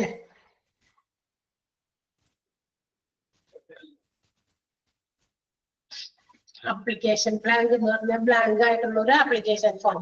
അപ്പൊ അവിടെ നമ്മൾ തന്നെ അവിടെ പോയിട്ട് അതിൽ നിന്ന് പേപ്പർ എടുത്ത് എഴുതി നമ്മളുടെ ഡീറ്റെയിൽസ് ഒക്കെ വെച്ചിട്ട് അങ്ങോട്ട് എഴുതി വെക്കാം. ആപ്ലിക്കേഷൻ ഫോം ചിലപ്പോൾ ബ്ലാങ്ക് ആയിരിക്കും, സോറി ആപ്ലിക്കേഷൻ ചിലപ്പോൾ ബ്ലാങ്ക് ആയിട്ടുള്ളതായിരിക്കും. മറ്റേത് അപ്പൊ നമ്മൾ അതിനകത്ത് എഴുതി ചേർത്ത് നമ്മൾ തന്നെ എല്ലാം ഫില്ല് ചെയ്യണം. മറ്റേത് ഓൾറെഡി ഒരു സ്റ്റാൻഡർഡൈസ്ഡ് ഫോം അവിടെ വെച്ചിട്ടുണ്ടായിരിക്കും, അതിനകത്ത് സ്പേസ് കൊടുത്തിട്ടാവും, നമുക്ക് ഫില്ല് ചെയ്താൽ മാത്രം മതി കാര്യങ്ങളൊക്കെ. അത്രേ ഉള്ളൂ. ഓക്കെ, അപ്പൊ നമ്മൾ നേരത്തെ പറഞ്ഞ കാര്യത്തിൽ വന്നതാണ്. ഇത് നമ്മുടെ സെലക്ഷന്റെ സ്റ്റെപ്സ് പറഞ്ഞപ്പോ ഒരു കാര്യം പറഞ്ഞു, സൈക്കോളജിക്കൽ ടെസ്റ്റിംഗ് എന്ന് പറഞ്ഞു അല്ലെ. നമ്മുടെ മൈൻഡുമായിട്ട് ബന്ധപ്പെട്ടിട്ടുള്ള കാര്യങ്ങൾക്ക് ടെസ്റ്റിംഗ് ആണ്. സെലക്ഷനകത്ത് നമ്മൾ ശരിക്കും നമ്മൾ ഫിസിക്കലി ഫിറ്റ് ആയിരുന്നാൽ പോലെ രോഗമൊന്നുമില്ല അല്ലെങ്കിൽ ഇന്ന കാര്യങ്ങൾ ടെസ്റ്റ് ചെയ്തു, ഇവരെന്തിനാ നമ്മുടെ മൈൻഡിന്റെ ടെസ്റ്റിംഗ് നടത്തുന്നത്? നമുക്കറിയാം ഏറ്റവും കൂടുതൽ എന്താ പറയാ നമ്മളുടെ ജോലിയെ ബാധിക്കുന്ന ഒരു ഫാക്ടർ തന്നെയാണ് നമ്മുടെ മൈൻഡ് എന്ന് പറയുന്നത്. If you are not mentally okay, നമുക്ക് we cannot do our work perfectly. എന്ത് ജോലിയാണെങ്കിലും അത് പെർഫെക്റ്റ് ആയിട്ട് ചെയ്യാൻ പറ്റില്ല. നമ്മുടെ മൈൻഡിൽ ഉണ്ടാകുന്ന variations reflect in our job അല്ലെ, നമ്മുടെ ജോലിയിൽ ബാധിക്കില്ലേ? അല്ലെ, നിങ്ങൾ ആലോചിക്കുക, എന്നെയൊക്കെ ബാധിക്കാറുണ്ട്. നമ്മൾക്ക് വയ്യാണ്ടാണ്, വയ്യാണ്ട് ഇരുന്നിട്ടാണ് ഇപ്പൊ എന്താ പറയാ ക്ലാസ് തീർക്കണ്ടെന്ന് വിചാരിച്ചിട്ട് വയ്യാങ്കിലും വന്നു ക്ലാസ്, പക്ഷെ ഡിസ്റ്റർബ്. നമുക്ക് നമ്മുടെ സാധാരണ ഒരു കുഴപ്പമൊന്നുമില്ലാതിരിക്കുമ്പോൾ എടുക്കുന്ന ആ ഒരു എന്താ പറയാ എനർജി, ഒരു എന്താ പറയാ ഇതൊന്നും നമുക്ക് ആ എടുക്കുന്ന ക്ലാസ്സിന് കിട്ടില്ല. കാരണം നമുക്ക് നമ്മൾ എന്താ പറയാ ഓക്കെ അല്ല. അപ്പൊ നമ്മൾ ഓക്കെ അല്ലാത്തത് ശരീരത്തിന് മാത്രം പ്രശ്നമായിട്ടല്ല മാറുക, മെന്റലി നമ്മൾക്ക് ഡിസ്റ്റർബ്ഡ് ആകും. ഓക്കെ, അപ്പൊ ആ ഒരു കാര്യങ്ങൾ എന്താ പറയാ സൈക്കോളജിക്കൽ ടെസ്റ്റിങ്ങും സെലക്ഷൻ പ്രൊസീജിയേഴ്സിൽ ഇൻക്ലൂഡഡ് ആണ്, അല്ലെങ്കിൽ അതും ചെയ്യേണ്ടത് അത്യാവശ്യമാണ്. അതുകൊണ്ട് തന്നെ നമ്മൾ പഠിക്കാൻ പോകുന്ന അടുത്തത് സൈക്കോളജിക്കൽ ടെസ്റ്റിന്റെ ക്ലാസിഫിക്കേഷൻസ് ആണ്. പ്രധാനമായിട്ട് എല്ലാം ഒരുപോലെയുള്ള ടെസ്റ്റ് അല്ല സൈക്കോളജിയിൽ വരുന്നത്. സൈക്കോളജിക്കൽ ടെസ്റ്റിംഗിന്റെ ക്ലാസിഫിക്കേഷൻ ഈസ് 3 രീതിയിലാണ്. 3 രീതിയിലുള്ള ക്ലാസിഫിക്കേഷൻസ് ആണ് സൈക്കോളജിക്കൽ ടെസ്റ്റിങ്ങിനുള്ളത്. ഒന്ന്, according to the human behaviour. മനുഷ്യന്മാരുടെ പെരുമാറ്റം അനുസരിച്ച് സൈക്കോളജിക്കൽ ടെസ്റ്റ് എന്താ പറയാ ഡിവൈഡ് ചെയ്തിട്ടുണ്ട്, ക്ലാസിഫൈ ചെയ്തിട്ടുണ്ട്. അടുത്തത് on the basis of use of test, ആ ടെസ്റ്റ് നമ്മൾ എങ്ങനെ ഉപയോഗിക്കുന്നു എന്ന രീതിയിലും ക്ലാസിഫൈ ചെയ്തിട്ടുണ്ട്. And last one, individual or group test. മൂന്നാമത്തെ സി എന്നാണ് നമ്പർ ഇട്ടേക്കുന്നത്, ABC ആണ് കേട്ടോ. സി എന്ന് പറയുന്നത് ഗ്രൂപ്പ് ഓർ ഇൻഡിവിജ്വൽ ടെസ്റ്റ്. അങ്ങനെ ABC 3 രീതിയിലാണ് സൈക്കോളജിക്കൽ ടെസ്റ്റിംഗ് ക്ലാസിഫൈ ചെയ്തിട്ടുള്ളത്. ഇനി ഈ 3 രീതിയിലും ക്ലാസിഫിക്കേഷൻസ് ഉണ്ട്. അതായത് അക്കോർഡിംഗ് ടു അല്ലെങ്കിൽ ആസ് പെർ ഹ്യൂമൻ ബിഹേവിയറിന്റെ ബേസിസിൽ നമ്മുടെ സൈക്കോളജിക്കൽ ടെസ്റ്റിങ്ങിനെ aptitude test, achievement test, personality test and interest test, അങ്ങനെ 4 ആയിട്ട് ക്ലാസിഫൈ ചെയ്തിട്ടുണ്ട് കേട്ടോ. Aptitude, achievement, personality and interest test. ഇതൊക്കെ വായിക്കുമ്പോ ഇതൊക്കെ എന്ത് സാധനമാണാവോ, ഒന്നും പഠിക്കാനില്ല, സിമ്പിൾ ആയിട്ടുള്ള കാര്യങ്ങളാണ് പറഞ്ഞിട്ടുള്ളൂ. അപ്പൊ നമുക്ക് നോക്കാം. ഈ പറഞ്ഞ 4 എണ്ണം ഇമ്പോർട്ടന്റ് ആണ്: aptitude, achievement, personality and interest test. ഓരോന്നും എന്താണെന്ന് ഇങ്ങനെ കണക്ട് ചെയ്ത് പഠിക്കുകയാണെങ്കിൽ എളുപ്പമായിരിക്കും. ആ 4 അണ്ടർലൈൻ ചെയ്യണേ. ഒന്നാമത്തേത് aptitude test. That means how can identify what is the ability to carry out our task. നമുക്ക് തന്നിരിക്കുന്ന ജോലി അത് നമുക്ക് ചെയ്തു തീർക്കാനുള്ള നമ്മളുടെ എബിലിറ്റി, എത്രത്തോളം കഴിവുണ്ട് അത് മനസ്സിലാക്കാനുള്ള ടെസ്റ്റ് ആണ് ആപ്റ്റിറ്റ്യൂഡ് ടെസ്റ്റ്. അതായത് എനിക്കിപ്പോ ജോലി എന്താണ്, ഞാൻ അത് എത്ര നന്നായി ചെയ്യും എന്നുള്ളത് ടെസ്റ്റ് ചെയ്യുന്നു. ആ ഒരു ടെസ്റ്റിങ് അതിന് ആപ്റ്റിറ്റ്യൂഡ് ടെസ്റ്റ് എന്ന് പറയുന്നു. അല്ലെങ്കിൽ ചില സിറ്റുവേഷൻസിൽ, വർക്കിംഗ് സിറ്റുവേഷൻസിൽ, ജോലി ചെയ്യുന്ന സാഹചര്യത്തില് നമുക്ക് നമ്മളെങ്ങനെ റിയാക്ട് ചെയ്യുന്നു അത് ടെസ്റ്റ് ചെയ്യുന്നു. ഒരു സിറ്റുവേഷൻ വന്നു, ചിലപ്പോൾ എന്തെങ്കിലും പെട്ടെന്ന് നമ്മളെ ദേഷ്യപ്പെടുത്തുന്ന രീതിയിലുള്ള ഒരു കാര്യമാണെന്ന് വിചാരിക്കാം. അതിനെ നമ്മൾ എങ്ങനെ അതിനോട് പ്രതികരിക്കുന്നു, മനസ്സിലായി? ഭയങ്കര ദേഷ്യത്തോടാണോ, ഭയങ്കരമായിട്ട് നമ്മൾ ഫയർ ചെയ്യുന്നു ആളുകളെ, അല്ലെങ്കിൽ നമ്മൾ ഭയങ്കരമായിട്ട് അതിനെ പ്രൊട്ടസ്റ്റ് ചെയ്യുന്നു, ഇങ്ങനെയൊക്കെയാണോ പ്രവർത്തിക്കുന്നത്?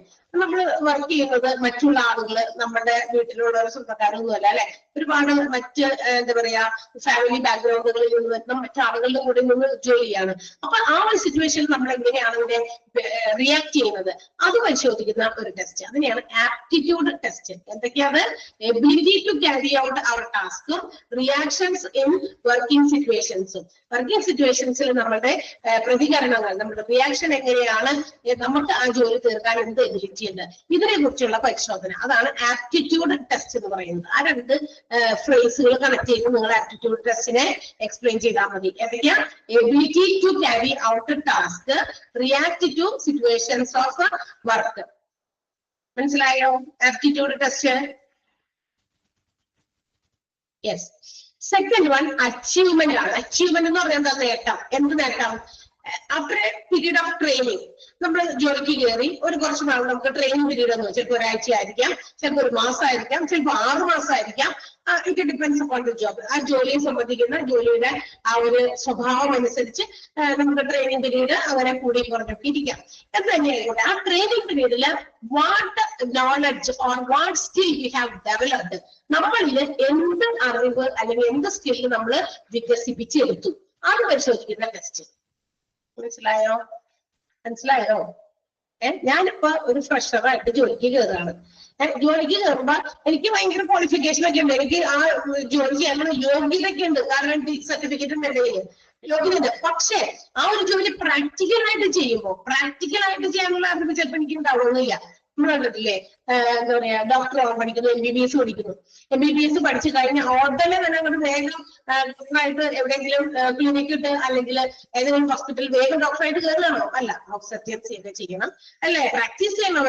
അവർക്ക് കുറച്ച് നാളുകള് ഏതെങ്കിലും സീനിയർ ആയിട്ടുള്ള ഡോക്ടേഴ്സിന്റെ കീഴിൽ എന്താ പറയാ അവരുടെ ഒപ്പം നമ്മൾ കണ്ടിട്ടില്ലേ, നമ്മൾ ചിലപ്പോൾ ചില ഡോക്ടേഴ്സിന്റെ അടുത്ത് ചെയ്യുമ്പോ വലിയ ഡോക്ടേഴ്സ് അവിടെ ഉണ്ടായിരിക്കും, ഇച്ചിരി ഏജ്ഡ് ആയിട്ടുള്ള ഡോക്ടേഴ്സ് ഉണ്ടായിരിക്കും. അതിന്റെ അപ്പുറത്ത് ചില കുട്ടികൾ, അല്ലെ, അത്രയധികം പ്രായമില്ലാത്ത പെൺകുട്ടികള് 10-25 വയസ്സ് വരെയൊക്കെ ജൂനിയർ ഡോക്ടേഴ്സ് അവരിങ്ങനെ സ്റ്റെതസ്കോപ്പ് ഇട്ട് ചെറിയ ബുക്കൊക്കെ വെച്ചിട്ട് ഇങ്ങനെ എഴുതാനൊക്കെ സ്പൈറൽ ബുക്കൊക്കെ വെച്ചിരിക്കുന്നതാണ്. കാരണം എന്താ?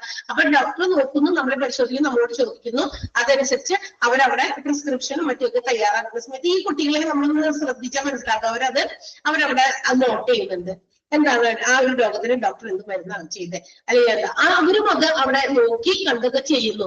മനസ്സിലായി? അത് അവരെ അവിടെ ഇരുത്തിയിരിക്കുന്നതിന് വേണ്ടി ഇതൊക്കെ ഇവിടെ ചെയ്യുന്ന കാര്യങ്ങളൊക്കെ നോക്കി കണ്ട് മനസ്സിലാക്കി പ്രാക്ടിക്കൽ ആക്കുന്നതിന് മുമ്പ് they have to study many things. അത് അവരുടെ ട്രെയിനിങ് പീരീഡ് ആണ്. അപ്പൊ ആ ട്രെയിനിങ് പീരീഡിൽ അവർക്ക് ആ ഒരു അറിവ് എത്രത്തോളം ആ ഒരു പീരീഡിനുള്ളിൽ അവർ വർദ്ധിപ്പിച്ചെടുത്തു, വികസിപ്പിച്ചെടുത്തു. Day 1 വന്നു, 10 ദിവസം ട്രെയിനിങ്ങിന് കൂടെ പോയി, എന്നിട്ടും ഒന്നും പഠിച്ചില്ല, ഇത്ര ദിവസമായിട്ട് എനിക്കൊന്നും മനസ്സിലാവില്ല എന്നൊക്കെ പറഞ്ഞു നടക്കോ? ഇല്ല. ട്രെയിനിങ് പീരീഡില് we have to develop ourselves, our knowledge, our skill, അല്ലെ, നമ്മളുടെ കഴിവ്, നമ്മളുടെ ബുദ്ധി, നമ്മളുടെ എന്താ പറയാ എബിലിറ്റി, ഇത് സ്കില്ല് ഒക്കെ നമ്മൾ ആ ഒരു ട്രെയിനിങ് പീരീഡിൽ എന്താണ് വികസിപ്പിക്കാൻ നോക്കണം. അത് ടെസ്റ്റ് ചെയ്യുന്നതാണ് ഏത്? അച്ചീവ്മെന്റ്, നേട്ടം. കണ്ടോ? അപ്പൊ നമ്മൾ എന്ത് നേടി ട്രെയിനിങ് കൊണ്ട്? That's called achievement test. Clear ആയോ? ഡെവലപ്ഡ് സ്കില്ലും നോളജും കണ്ടുപിടിക്കാനുള്ള ടെസ്റ്റ് രണ്ടാമത്തെ. ആപ്റ്റിറ്റ്യൂഡ് ടെസ്റ്റ് ഒന്നാമത്തെ, രണ്ടാമത്തേത് അച്ചീവ്മെന്റ് ടെസ്റ്റ് ആണ്. Third one is personality test ആണ്. ഇങ്ങനെന്താ പേഴ്സണാലിറ്റി എന്ന് പറഞ്ഞാൽ എന്താ? വ്യക്തിത്വം, അല്ലെ? അതായത് നമ്മുടെ characteristics, pattern or our traits എന്താ? നമ്മുടെ സ്വഭാവ സവിശേഷതകള്, സ്വഭാവ ഗുണങ്ങള്. അത് പല സിറ്റുവേഷൻസിൽ, ഇപ്പൊ ഒരു ഓർഗനൈസേഷൻ ആകുമ്പോൾ അവിടുത്തെ വർക്കിംഗ് സിറ്റുവേഷൻസിൽ നമുക്ക് പല രീതിയിലുള്ള ഫീലിങ്സിനെയും എന്താ പറയാ ഫേസ് ചെയ്യേണ്ടി വരും. ചിലപ്പോ സങ്കടകരമായ അവസ്ഥകളിലൂടെ കടന്നു പോകേണ്ടി വരും, മറ്റുള്ളവരുടെ വെറുപ്പ്, അങ്ങനെയുള്ള കാര്യങ്ങളിലൂടെ കടന്നു പോകേണ്ടി വരും, അല്ലെ? നമ്മളെ ദേഷ്യപ്പെടുത്തുന്ന രീതിയിലുള്ള സിറ്റുവേഷൻസ് നമുക്ക് ഉണ്ടായിരുന്നിരിക്കാം. ആൻഡ് ആ സമയങ്ങളിലൊക്കെ നമ്മളുടെ ട്രൈറ്റ്സ്, നമ്മുടെ സ്വഭാവ ഗുണങ്ങൾ എന്താണ്, നമ്മുടെ ക്യാരക്ടറിസ്റ്റിക്സ്, നമ്മുടെ സവിശേഷതകൾ എന്താണ്, ഇതൊക്കെ മെഷർ ചെയ്യുന്നത് അതാണ് പേഴ്സണാലിറ്റി ടെസ്റ്റ്, അല്ലെ? വ്യക്തിത്വം വെടിയുക എന്നുള്ളത് ഓർഗനൈസേഷനിൽ പറയാൻ പാടില്ല. നമ്മളുടെ വ്യക്തിത്വം നമ്മളെപ്പോഴും കീപ്പ് ചെയ്യണം, അല്ലെ? പേഴ്സണാലിറ്റി കീപ്പ് ചെയ്തുകൊണ്ടായിരിക്കണം എന്ത് ജോലി ചെയ്യുമ്പോൾ. പേഴ്സണാലിറ്റി വിട്ടൊരു കളി കളിക്കരുത് എന്നാണ് പറയാ. നമ്മുടെ പേഴ്സണാലിറ്റിക്ക് നമ്മൾ കോട്ടം വെക്കുന്ന രീതിയിൽ ഒന്നും ചെയ്യാൻ പാടില്ല. What ever the situation may be, അവിടെയൊക്കെ നമ്മൾ എന്ത് ചെയ്യണം? ഫേസ് ചെയ്ത് പിടിച്ചു നിന്ന് മുന്നേറണം. അപ്പോഴാണ് നമുക്ക് നമ്മുടെ പേഴ്സണാലിറ്റി കീപ്പ് ചെയ്യാൻ പറ്റുള്ളൂ. അല്ലാതെ ഏതെങ്കിലും ഒരു പ്രത്യേക സിറ്റുവേഷൻ വരുമ്പോ അതെന്റെ നമ്മുടെ വ്യക്തിത്വം ഒന്നും നോക്കിയിട്ട് കാര്യമില്ല എന്ന് പറഞ്ഞ് നമ്മള് എന്ത് ചെയ്യാ തകിടം മറന്നു കഴിഞ്ഞാൽ അത് എല്ലാം ഇതായി പോകും, അല്ലെ? മോശമാകും. അപ്പൊ പേഴ്സണാലിറ്റി ടെസ്റ്റ് അതാണ്. Characteristic pattern out for types, നമ്മുടെ സ്വഭാവ ഗുണങ്ങള്, സ്വഭാവ സവിശേഷതകളെ മെഷർ ചെയ്യുന്ന ഒരു ടെസ്റ്റ്, അതാണ് പേഴ്സണാലിറ്റി ടെസ്റ്റ് എന്ന് പറയാം. അത് ചില ടെക്നിക്സ് ഉപയോഗിച്ചൊക്കെ നടത്തുന്നുണ്ട്. നമുക്ക് അറിയില്ല, ഓർഗനൈസേഷൻസ് റിക്രൂട്ട്മെന്റ് സെലക്ഷൻ ഒക്കെ നടത്തുന്നതിന് മുമ്പ് ഈ പറയുന്ന ടെക്നിക്കുകളൊക്കെ ഉപയോഗിച്ച് ഇത്തരം പേഴ്സണാലിറ്റി ടെസ്റ്റുകളൊക്കെ അവർ നടത്തിയിട്ടൊക്കെ ജോലിക്ക് എടുക്കുകയുള്ളൂ. മനസ്സിലായോ? പേഴ്സണാലിറ്റി ടെസ്റ്റ് മനസ്സിലായോ? അണ്ടർലൈൻ ചെയ്യേണ്ട വാക്കൊന്ന് അണ്ടർലൈൻ ചെയ്താൽ നിങ്ങൾക്ക് കളക്ട് ചെയ്ത് വേഗം പഠിക്കാം.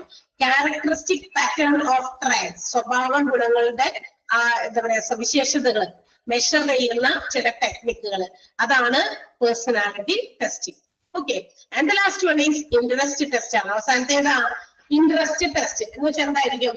അതായത് നമുക്ക് ആ ഒരു ഫീൽഡിൽ നമുക്ക് തരുന്ന ജോലി, ആ ഫീൽഡ്, ആ സ്പെസിഫിക് ഫീൽഡില് അല്ലെങ്കിൽ ആ ഒരു സിറ്റുവേഷനിൽ വാട്ട് ഈസ് അവർ പ്രിഫറൻസ്, നമ്മളുടെ ഒരു എന്താ പറയാ പ്രിഫറൻസ് ഇല്ലേ, നമുക്ക് എത്രത്തോളം അതിനോട് ഇൻട്രസ്റ്റ് ഉണ്ട്, താല്പര്യം, നമുക്ക് എന്താ പറയാ ഇന്ന ജോലി തരുന്ന ജോലിയിൽ എനിക്ക് എത്രത്തോളം താല്പര്യം ഉണ്ട്, അല്ലെങ്കിൽ ആ ഒരു ആക്ടിവിറ്റിയോട് എനിക്ക് എത്ര താല്പര്യമുണ്ട്, അതാണ് അത് കൊണ്ടുവരാൻ വേണ്ടിയിട്ടുള്ള ടെസ്റ്റ് ആണ്.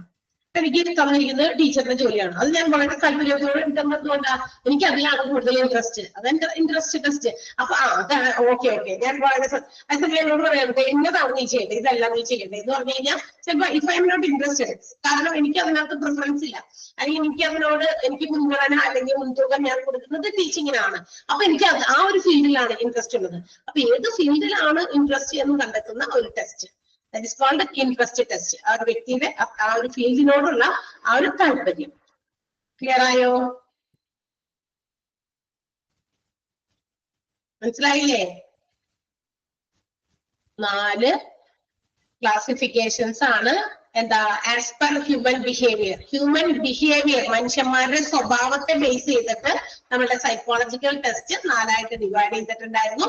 Aptitude, achievement, personality and interest ടെസ്റ്റുകൾ. 4 തരത്തിലുള്ള ടെസ്റ്റുകൾ സെലക്ഷന് മുമ്പൊക്കെ മനുഷ്യന്മാരുടെ എന്താ പറയാ സൈക്കോളജിക്കൽ ആയിട്ടുള്ള മെന്റൽ ആയിട്ടുള്ള ചില കാര്യങ്ങൾ മനസ്സിലാക്കി എടുക്കാൻ വേണ്ടിയിട്ടുള്ള ടെസ്റ്റുകളാണ്. അത് ഹ്യൂമൻ ബിഹേവിയറെ ബന്ധപ്പെടുത്തിയാണ് ഇപ്പൊ നമ്മൾ ഈ പറഞ്ഞ 4 test. And on the use of test, ഈ ടെസ്റ്റിന്റെ ഉപയോഗത്തെ പ്രതി വീണ്ടും അതിനെ ക്ലാസിഫൈ ചെയ്തിരിക്കുന്നത് 3 ആയിട്ടാണ്.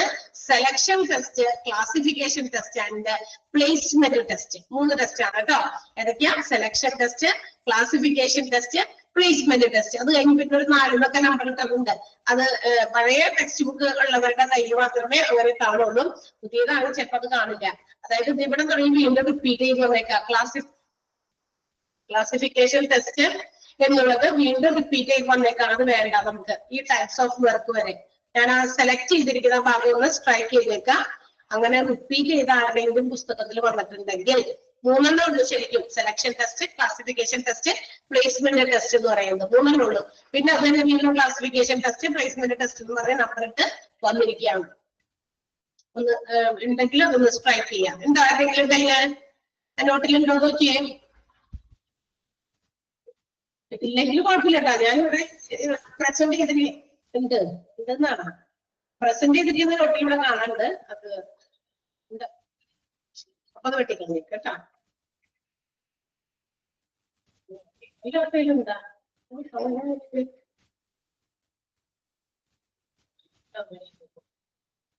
ഓക്കെ, അപ്പൊ നമ്മുടെ on the use of test, ടെസ്റ്റിന്റെ ഉപയോഗം സംബന്ധിച്ച് നമുക്ക് ഇതിനെ 3 ആയിട്ട് ക്ലാസിഫൈ ചെയ്തിട്ടുണ്ട്.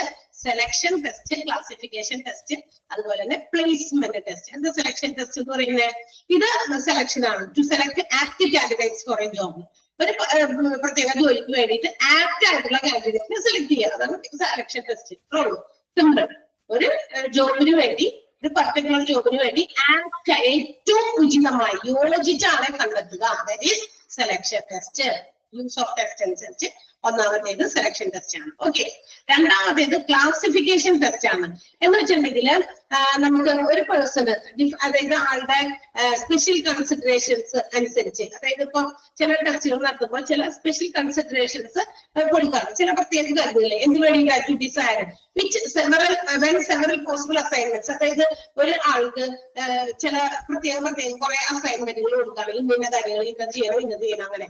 അത് ഏതിലാണ് ആള് ഏറ്റവും കൂടുതൽ നന്നായി ചെയ്യാൻ പറ്റുക എന്നറിയാൻ വേണ്ടി ചില അസൈൻമെന്റുകൾ കൊടുത്തിട്ട് അതിനകത്ത് ഏറ്റവും കൂടുതൽ നന്നായി ചെയ്യാൻ പറ്റുന്നത് ഏതാണെന്ന് കണ്ടുപിടിക്കാൻ വേണ്ടി. അതാണ് ക്ലാസിഫിക്കേഷൻ ടെസ്റ്റ്. അതായത് ഒരു വ്യക്തി ജോലി അതിനെ ഇങ്ങനെ കുഞ്ഞു കഷ്ണങ്ങളായിട്ട് കൊടുക്കുന്നു, അല്ലെങ്കിൽ പല പല കാര്യങ്ങളായിട്ട് അസൈൻ ചെയ്ത് കൊടുക്കുന്നു, അസൈൻമെന്റുകൾ പോലെ കൊടുക്കുന്നു. അതിൽ ഏതാണ് ആള് കൃത്യമായി നന്നായി ചെയ്യുന്നത്, ഏറ്റവും ബെസ്റ്റ് ആയി ചെയ്യുന്നത് ഏത്, അത് ക്ലാസിഫൈ ചെയ്ത് കൊടുക്കുമ്പോൾ ചിലപ്പോൾ ഒന്നാമത്തെ കാര്യം ചിലപ്പോൾ അയാൾക്ക് അത്ര നന്നായി ചെയ്യാൻ പറ്റില്ല, രണ്ടാമത് കൊടുത്താലും ചിലപ്പോൾ അയാൾ നന്നായി ചെയ്തിട്ടുണ്ടാവും, എന്താ പറയാ ഒരു ഔട്ട്സ്റ്റാൻഡിംഗ് പെർഫോമൻസ് കാഴ്ചവെച്ചിട്ടുണ്ടാവും സെക്കൻഡ് ഒരു അസൈൻമെന്റിൽ, മനസ്സിലായോ. തേർഡിൽ ചിലപ്പോൾ അത്രയൊന്നും ഉണ്ടാവില്ല, ചിലപ്പോൾ ഒരു ആവറേജ്, ഫോർത്തായിട്ട് ചെയ്യാനേ പറ്റില്ല. അപ്പൊ മനസ്സിലാക്കാം ഈ രണ്ടാമത്തെ ആക്ടിവിറ്റി അല്ലെങ്കിൽ ആ ഒരു ജോബിനാണ് ഇയാൾ കൂടുതൽ ആപ്റ്റ് ആയിട്ടുള്ളത്, മനസ്സിലായോ. അങ്ങനെ ആ ക്ലാസിഫിക്കേഷൻ ആണ് അസൈൻ ചെയ്ത് കൊടുക്കുന്നത്, വളരെ കൃത്യമായിട്ട് ഇങ്ങനെ മുറിച്ച് ഡിവൈഡ് ചെയ്ത് ക്ലാസിഫൈ ചെയ്ത് കൊടുത്ത് അതിൽ നിന്ന് ബെസ്റ്റ് ഏതാണ് അയാൾ പെർഫോം ചെയ്യുന്നത് കണ്ടുപിടിക്കാൻ വേണ്ടി, അത് ക്ലാസിഫിക്കേഷൻ ടെസ്റ്റ്. ക്ലിയർ ആയോ? ടെസ്റ്റുകൾ അണ്ടർലൈൻ ചെയ്യുന്ന സെലക്ഷൻ ടെസ്റ്റ്, അതുപോലെ ക്ലാസിഫിക്കേഷൻ ടെസ്റ്റ് രണ്ടാമത്തേത് അണ്ടർലൈൻ ചെയ്യാം.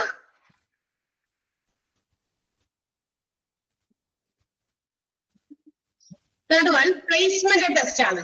അതായത് എന്താ പറയാ പ്ലേസ്മെന്റ് ആണ്, അതായത് ഡിഫറെന്റ് ലെവൽ ഓഫ് വർക്കുകൾ ഓരോ ആളുകൾക്ക് കൊടുക്കുന്നു. ഡിഫറെന്റ് ടൈപ്പ് ഓഫ് വർക്ക് കൊടുക്കാതെ, വേറെ ജോലികൾ കൊടുക്കാതെ ഡിഫറെന്റ് ലെവല്. ഇപ്പൊ ഒന്നാമത്തെ ലെവല് ഒരു ജോലി കൊടുത്തു, ആ ലെവലിൽ അയാൾ അത് ചെയ്ത് കഴിഞ്ഞു, അത് കഴിഞ്ഞിട്ട് അയാൾക്ക് രണ്ടാമത്തെ ലെവൽ ഓഫ് ഡ്യൂട്ടി കൊടുക്കുക, അടുത്ത ലെവലിലേക്ക് കൊടുക്കുക, അങ്ങനെ ലെവൽ മാത്രം മാറ്റി കൊടുക്കുന്നു. അല്ലാതെ നമ്മൾ ഇന്ന ജോലി ചെയ്തു, അത് കഴിഞ്ഞിട്ട് ഇപ്പൊ നേഴ്സിന്റെ ജോലി ചെയ്തു, അത് കഴിഞ്ഞിട്ട് നമ്മൾ പറയാണ് CSSD-യിൽ പോയിട്ട് അവിടെ എന്താ പറയാ സ്റ്റെറിലൈസിംഗ് ഡിപ്പാർട്ട്മെന്റിലത്തെ ജോലി ചെയ്യും, അങ്ങനെ അപ്പൊ ഡിഫറെന്റ് ജോലി ആയിപ്പോയി അല്ലെ, ഡിഫറെന്റ് ടൈപ്പ് ഓഫ് വർക്ക് കൊടുക്കുന്നു. അത് ചെയ്യാതെ എന്ത് ചെയ്യുന്നു, ഒരു ലെവൽ കഴിഞ്ഞ് അടുത്ത ലെവലിലേക്ക് കൊടുക്കുന്നു, അതാണ് ലെവൽ മാത്രം മാറ്റി കൊടുക്കുകയാണ്. അങ്ങനെയുള്ളതിനെയാണ് പ്ലേസ്മെന്റ് ടെസ്റ്റ് എന്ന് വിളിക്കുക. അത് മനസ്സിലാക്കാൻ വേണ്ടിയിട്ട് അവർക്ക് ഡിഫറെന്റ് ലെവലുകൾ കൊടുത്ത് ആ ലെവലിൽ ഏതാണ് നന്നായി ചെയ്യാമെന്ന് മനസ്സിലാക്കാൻ വേണ്ടി. ഓക്കെ, അത് പ്ലേസ്മെന്റ് ടെസ്റ്റ് ആണ്. പ്ലേസ്മെന്റ് ടെസ്റ്റ് 3 ടെസ്റ്റുകളാണ് on the basis of use of test നമ്മുടെ സൈക്കോളജിക്കൽ ടെസ്റ്റിനെ ഡിവൈഡ് ചെയ്തിരിക്കുന്നത്. Selection test, classification and also placement test. Placement ടെസ്റ്റിന്റെയും ആ ഒരു സെന്റൻസ് അണ്ടർലൈൻ ചെയ്യുക, ഒറ്റ സെന്റൻസ് ഉള്ളൂ, എന്റെ ബാക്കി വീണ്ടും റിപ്പീറ്റ് ചെയ്ത് വന്നേക്കുന്നതാണ്.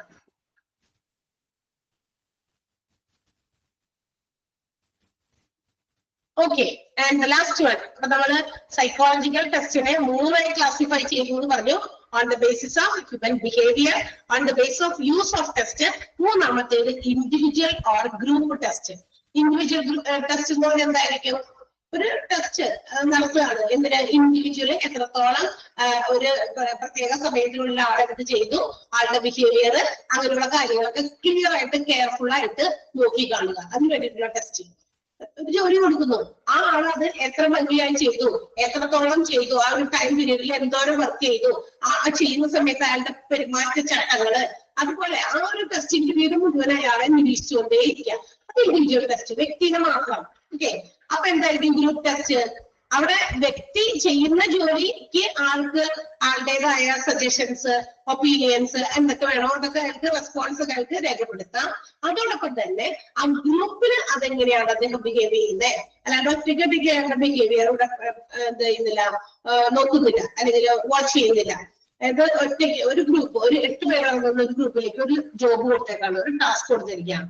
അപ്പൊ ആ ടാസ്ക് ചെയ്തുകൊണ്ടിരിക്കുന്ന സമയത്ത് അല്ലെങ്കിൽ അത് ചെയ്യുന്നതിന്റെ ഇടയിൽ അവർക്ക് അവരുടേതായ സജഷൻസോ അല്ലെങ്കിൽ മറ്റ് എന്താ പറയാ അവരുടേതായ റിയാക്ഷൻസ് അവർക്ക് എന്ത് ചെയ്യാം, നോട്ട് ഡൗൺ ചെയ്യാം, മാനേജ്മെന്റിനെ അറിയിക്കാം, അല്ല ആരാണ് കൊടുത്ത് അവരെ അറിയിക്കാം. അതേസമയം അവരുടെ ബിഹേവിയർ ഓരോരുത്തരും ഏത് രീതിയിൽ പെരുമാറുന്നൊന്നും അവിടെ എന്ത് ചെയ്യുന്നില്ല, വാച്ച് ചെയ്യുന്നില്ല, അല്ലെങ്കിൽ അവരുടെ അതൊന്നും ടെസ്റ്റ് ചെയ്യുന്നില്ല. ഇൻഡിവിജ്വൽ ആയിട്ടുള്ള ടെസ്റ്റിംഗ് അവിടെ ഇല്ല, ഗ്രൂപ്പ് ആയിട്ടാണ്, ടീമായിട്ടായിരിക്കും അവരുടെ ബിഹേവിയർ ഒബ്സർവ് ചെയ്യുക, അല്ലാണ്ട് ഒറ്റയ്ക്ക് ഓരോരുത്തരുടെ പെരുമാറ്റം ഒന്നും ഒബ്സർവ് ചെയ്യുന്നില്ല എന്നുള്ളതാണ് ഗ്രൂപ്പ് ടെസ്റ്റിങ്ങിന്റെ പ്രത്യേകത.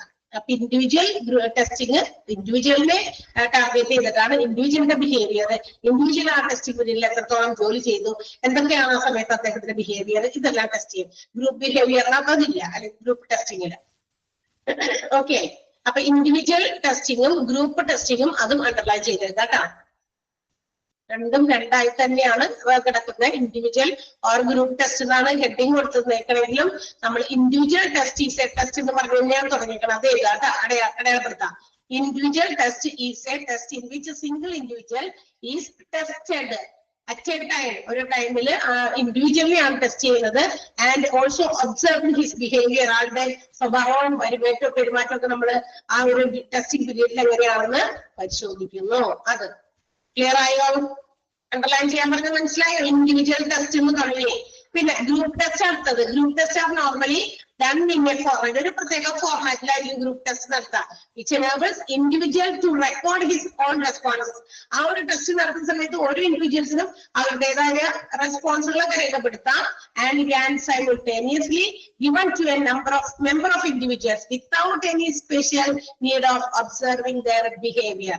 എല്ലാവരെയും ഓരോരുത്തരെ പ്രത്യേകം ബിഹേവിയർ ഒന്നും ഒബ്സർവ് ചെയ്യാതെ അതിനുള്ള പ്രത്യേക ആവശ്യമൊന്നും ഇല്ല എന്നാണ് പറഞ്ഞേക്കുന്നത്. എന്ത് ചെയ്യുന്നു? ഓരോ മെമ്പർ ഓഫ് ഇൻഡിവിജ്വൽസിന് അവരുടെ റെസ്പോൺസുകളൊക്കെ നടത്താനും ഒക്കെയുള്ള എന്താ പറയാ ഒരു ഇത് എന്താ പറയാ അതിന് സഹായിക്കുന്ന ഒന്നാണ് നമ്മുടെ ഗ്രൂപ്പ് ടെസ്റ്റിംഗ് എന്ന് പറയുന്നത്. അതും അണ്ടർലൈൻ ചെയ്യാം. ഓക്കെ,